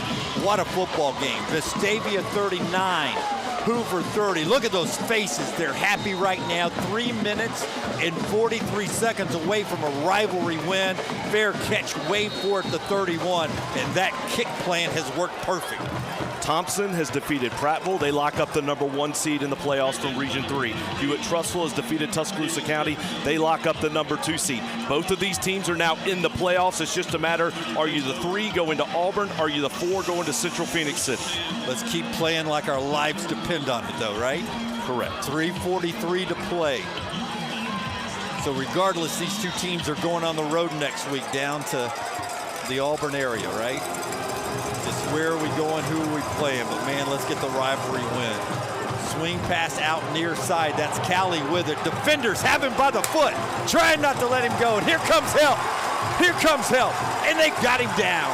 He didn't make the tackle, but Will Bachnick made the play. Came up, took on the block, wrapped up Callie, and held on. We've seen Callie break out of that tackle all night long. That time he could not as the cavalry arrived. Number 10 had a hold of shoestrings and Hill and wouldn't let him go. Second down behind the sticks. Freeman gonna have to air it out.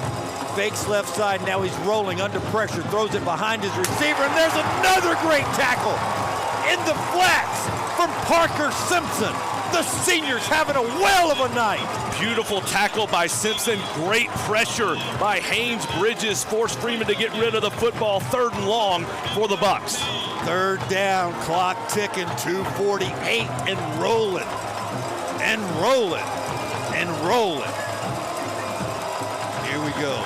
Freeman fakes it over the middle. Tip! And did he catch it? It just fell out. Oh my. Oh my, that was so close. Ball thrown to Winston, hit his hands, popped up. Nick Williams was there, got his hands on it, not able to bring it down, but it's incomplete. 4th down and ball game for the Bucks. They've got to have 2 scores. 2:35 to go. Everyone bouncing on the sidelines. The cheerleaders have this place ramped up. Here we go, 4th down play. The band is jamming over here, just like this defense. Freeman with it, trying to find a receiver. Throws low, it bounced, it's incomplete. Vestavia football. And how about this Vestavia defense? Just slashed through the entire first half, and they came up big time after time after time in this second half, made the plays when they needed to, gets the turnover on downs, and Vestavia has the football with a 9-point lead, 2 minutes and 30 seconds left in the ballgame. 39-30, that's crucial now, right? 2 possessions, 2:30 to go. 1st down at the Hoover 28. Hoover has 2 timeouts. The most important thing for the Rebels is protect the football. They'll be punching, trying to get that thing out. I mean, look, you have Charlie Taff, and you got a backer way back, and they're going to hand it off to him. Is that Stubbs working that way? Like Purdy. Purdy working that way? Boylan. Nope, it was Boylan. Let's just keep reading them. We'll get him right eventually. But great job by Boylan on the run. You saw him. He took off, and he was covered up with that football. That was the most important thing. Obviously, the coach is preaching that. He protects the football. Hoover calls a timeout. 2 minutes, 22 seconds left. They have one timeout remaining.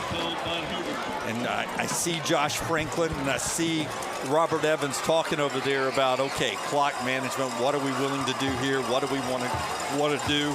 I would imagine in a 2-possession game, field goal means nothing at this point, right? Field goal is probably out of the question. You're trying to convert and pick up a first down. More importantly, even if I don't pick up the first down, if I protect the ball and don't give it back to them, that's going to run another 40 seconds off. So let's say a play takes 2-3 seconds. You go down, you call a timeout, 2:18, let's say. Then you run another play, 2:15. 40 seconds going to run off that clock. That's going to take you down all the way to 1:35. And then Vestavia will call a timeout, assess their situation, and make a decision on 4th down. Yeah. The most important part is it's a 2-score game. And so that's why protecting the football is the priority. You wouldn't kick it because Sloan Morgan, who is so good, did have one blocked earlier, and that's worst case scenario, block, scoop, and score. So with 2:22 to go, man, this place has been rocking all night. Some of the Hoover folks are making their way to the car right now. 39-30. Business not over yet. Still standing on business on the Vestavia side. Can they get a little bit more time off the clock or maybe a first down? Gonna let Charlie run it. Charlie Taft's gonna work it down to the 22. Sweet Charlie is gonna set up a big 3rd down play here.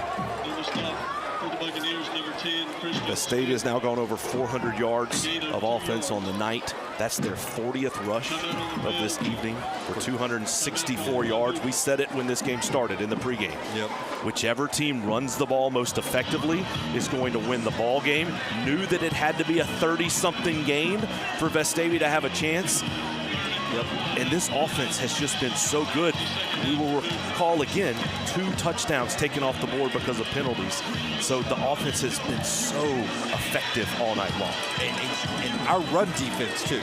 Yep. We talked about whoever ran it well. Our run defense, 139. And compare that to last year in this ball game, where Hoover picked up 334 yards rushing in a win over the 38-20 win over the Rebels. Tonight, the tables have flipped, and that's been the key to the game for Vestavia, both run offense and rush defense. You've got to be so proud of your guys tonight because a touchdown call back for an illegal forward pass, a touchdown call back for a hold and tack on an unsportsmanlike conduct. Play after that got down to the half-yard line and got called back. And we're down 10-0, and you're saying, how's this going to flip? Hoover has all the momentum in the first half. Vestavia comes right back and puts points on the board. 3rd down and a first down practically ends this thing. Charlie Taft. Oh, we're going to get a procedure. Oh, nope, offsides Hoover. They jump. That's going to get it really close to a first down. It is, if it's not a first down, it is going to be inches short. If it is a first down, obviously Vestavia will simply take a knee. We'll see how this is marked off. Oh, it's going to be so close. I think it's going to be a half a yard short.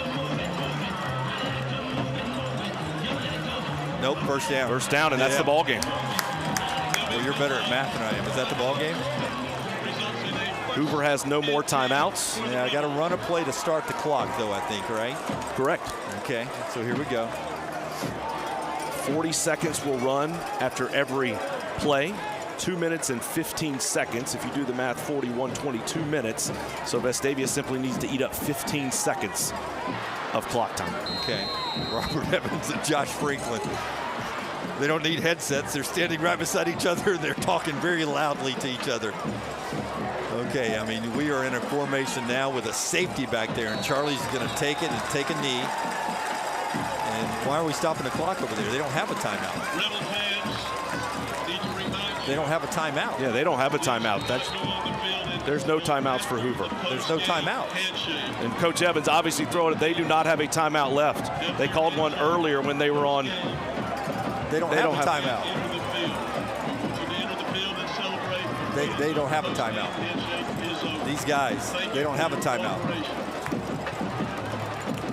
They're going to give them 4 timeouts? Oh my goodness, the officials just blew the call. They can't. That's 4 timeouts. That is unbelievable.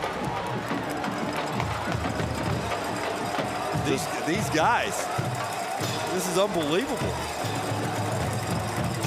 It's one thing to miss a call. It's another thing to miss the administration of just keeping up with the number, the rules of the game.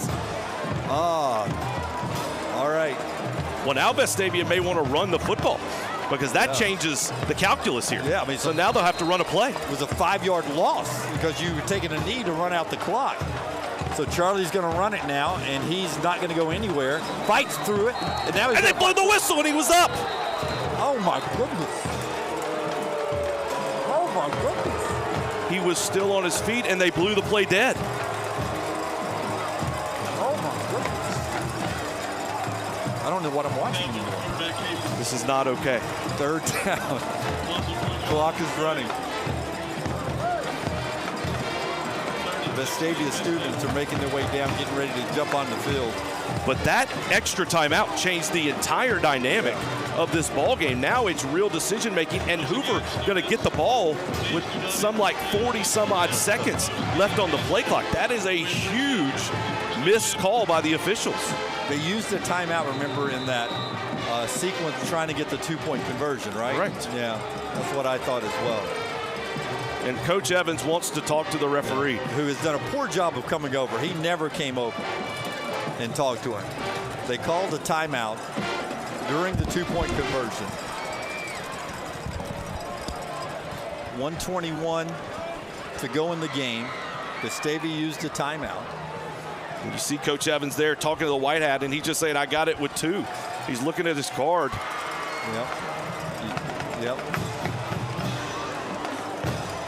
He absolutely blew that. That's why I took a knee is what he's telling him. That is unbelievable. All right, 39-30. It's been a fun game. It's been a lot of enjoyment. So what you're going to do here, obviously, you're still going to run the football. Yeah. You're going to run the football. You're going to let the clock run down after that play. You're going to call a timeout with 1 second left, and then you decide what is your best option. Is there, depending on how many yards I may get on this play. But I think you run one of your best plays here. I mean, you have to be more aggressive to try and put yourself in a position. Let's see if I can't get a chunk play running the football. But not a passing play. No, do not put the ball in the air because obviously that would stop the clock. And Hoover now definitely does not have any timeouts. They are stacked 8, 9 in the box. There's a shift to the right side.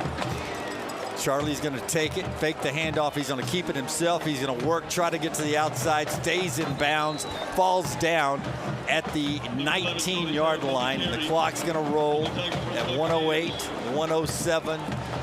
So it looks like we can take it down to about 32 seconds. You're going to get right there. So Coach Evans is going to let it run. We'll likely call a timeout when it gets to 1 second. Offense standing there. Coach Evans standing by the line judge right at the 20-yard line. This game has been unbelievable. Oh, man. It's a good time to remind you, if you'd like to sign up to be an AHSAA official in 2026, they are taking applications. This is what you expect when you see a top 5 matchup in Alabama. Number 2, Vestavia. Number 5, Hoover. And they've just gone at it. I mean, these are high-quality teams, high-quality programs, rivals who respect each other and just have been going at it for so many years, and this game has lived up to the hype. Okay, let's say that Hoover in the let's say Vestavia in the final 30 seconds can hold on for this win. They'll be the 3 seed and go to all. Ironic that they're number 2 ranked in the state, but will be 3 seed in the region. That is ironic. But now for the big picture of everybody in the state, you're sending an uber-talented, healthy Hoover team to play powerhouse, number 1 in the state. Central Phoenix City. Yeah, so that matchup would be number 1 Central Phoenix City against number 5 Hoover in the first round of the playoffs. In the first round of the playoffs. Unbelievable. So Central Phoenix City's reward for being the number 1 overall seed is going to be a team that's got 6 D1 prospects on each side of the football. Absolutely. Yeah. Now for Vestavia, what is your best play? Do you keep it on the ground, or do you take some kind of shot in the end zone? And if you're Charlie Taft, you do not take a sack. You're dropping back, and I'm throwing some kind of go route in the back corner of the end zone, or do I run the football? You got Luke Stubbs to the near side. You have Zach Laws to the top side of your screen. Carson Purdy in the backfield with Taft. All right, 30 seconds 4th and 11, a first down or a score absolutely ends it. They're just going to run it, play it safe, take a little bit more time off, and now you just play defense with 24 seconds. Hoover's got to score twice, and they've got to go all the way from their 13-yard line all the way to that end zone that says Rebels at our right side. And then they got to get an onside kick and do it again. So you're going to see 5, maybe 6 guys about 20 yards back. You want to let Hoover throw the ball in front and then come up and make the tackle. Yeah, if our cameras, there it is. That's the shot I wanted right there. Great job by the guys in the truck. Those students are lined up, getting ready to jump on the field and celebrate a rivalry win. All right, Freeman's going to swing it out, and they're just going to try to get downfield. That's a big hit by Patillo, coming up, making the hit. 2nd down. Say he got out of bounds, so stop the clock at 19 seconds. 19 seconds. Patillo almost knocked him backwards, though. They're going to try it again. Swing it out far side. How many yards can you get and get out of bounds? That's fine. Tick, tick, tick. As Tab catches it, gets a first down for them. 16 seconds left. Feeling good, man. Feeling good. Pardue and Winston are to the near side of the field. They've thrown to the far side twice in a row and gotten out of bounds quickly. But with it being a 2-score game, you will live with that. Keep everything in front. Okay, we got a flag, a personal foul on Vestavia, and they're going to bounce them 15 yards closer to that end zone. Didn't see what happened. The only thing I can imagine is they might have said Vestavia made contact out of bounds. Yeah. I guess you want to be aggressive, but you know they're trying to get out of bounds, so keep everything in front. Scoreboard says Vestavia has no timeouts. But if you need one, call one. See what happens. Hoover's got none. Vestavia's got none. We've got 16 seconds to play. That gets Hoover out to the 41-yard line. Boy, this Caleb Freeman, I like him at quarterback. He throws it out. This time, it's Jonah Winston trying to do something, and he gets knocked out of bounds a long, long way. Winston and now a gets up. flag comes from the back judge. We'll have to see what that call was. Yeah, it's obviously going to be some type of unsportsmanlike. Looks like they're signaling. Well, we'll wait and see. Hoover wanted a penalty there on that hit on the sidelines. The contact was made right at the sideline. Winston did slide a good bit. This flag's going to be, they had a guy downfield and some after the whistle something. We'll see if it goes against Hoover and backs them up. Clock down to 11 seconds here to go in what has been, this might be the most entertaining high school football game I've called certainly in a while. 11 seconds left. Dead ball. Personal foul. Okay, both teams now, we need to, let's just get out of here. Let's just get out of here, you know? Everybody's going to the playoffs. Good rivalry game. This one's going to go in the history books as a Vestavia win. Let's just get out of here. Everybody hold your water. Let's all take care of business next week and then go battle out in the playoffs, and maybe we'll see each other again. Man, what a job. 11 seconds left here. Got some I's to dots and T's to cross to get out with a W. Freeman's going to take one more snap here, see what he can do with it. 2-man pass rush. He's going to air it out, throws it 50 yards in the air to a streaking wide receiver. It's going to come incomplete. That was intended for Jeremiah Tapp. And with 3 seconds left, this will be just the 4th victory for Vestavia over Hoover since 2009. Vestavia won 30-27 in 2009, 20-13 in 2015, 26-7 in 2023, and now 3 seconds away from a 39-30 victory here in 2025. Can you hear the students down there? That is amazing. You'll watch this last play. I'll be quiet and we'll just let the pictures tell you the story after this one hits 0. Last play of the game. Hoover throws it. It's incomplete. Vestavia has beaten Hoover. Enjoy the celebration with the pictures from our students.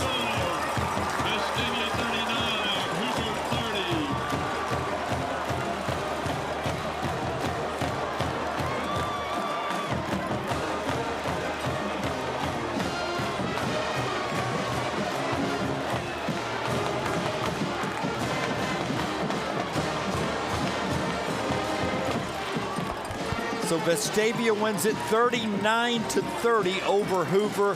Historic win in this rivalry, and for this season, it sets the table for what's next. Vestavia moves to 7-2 on the season. They secure the 3 seed in the playoffs, which means they will travel to Auburn in week 1. Obviously, one more regular season non-region game next week.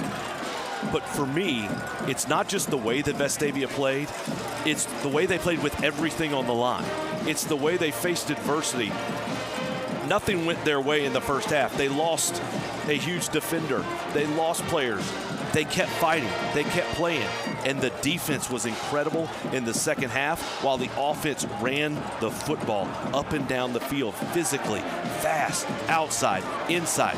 Coach Evans knew Vestavia had to play their best game to win this football game, and they did that, especially in the second half. All right, there you see a happy bunch of Rebels gathering up. They're about to hear from their head coach as soon as the handshake line is done. But over on the near sideline, there's about 500 students and band members that are about to make their way out and join the celebration. Here come the students. They've opened the gates.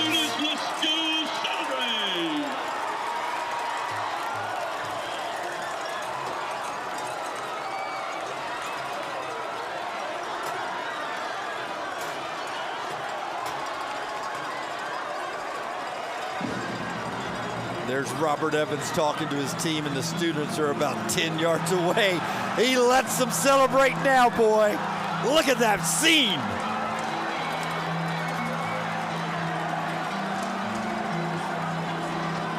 All right, Rebel fans, next Thursday night, the Rebels host Montgomery Catholic for the final home game of the season, of the regular season. Kickoff will be at 7 p.m. right here at Thompson Reynolds Stadium.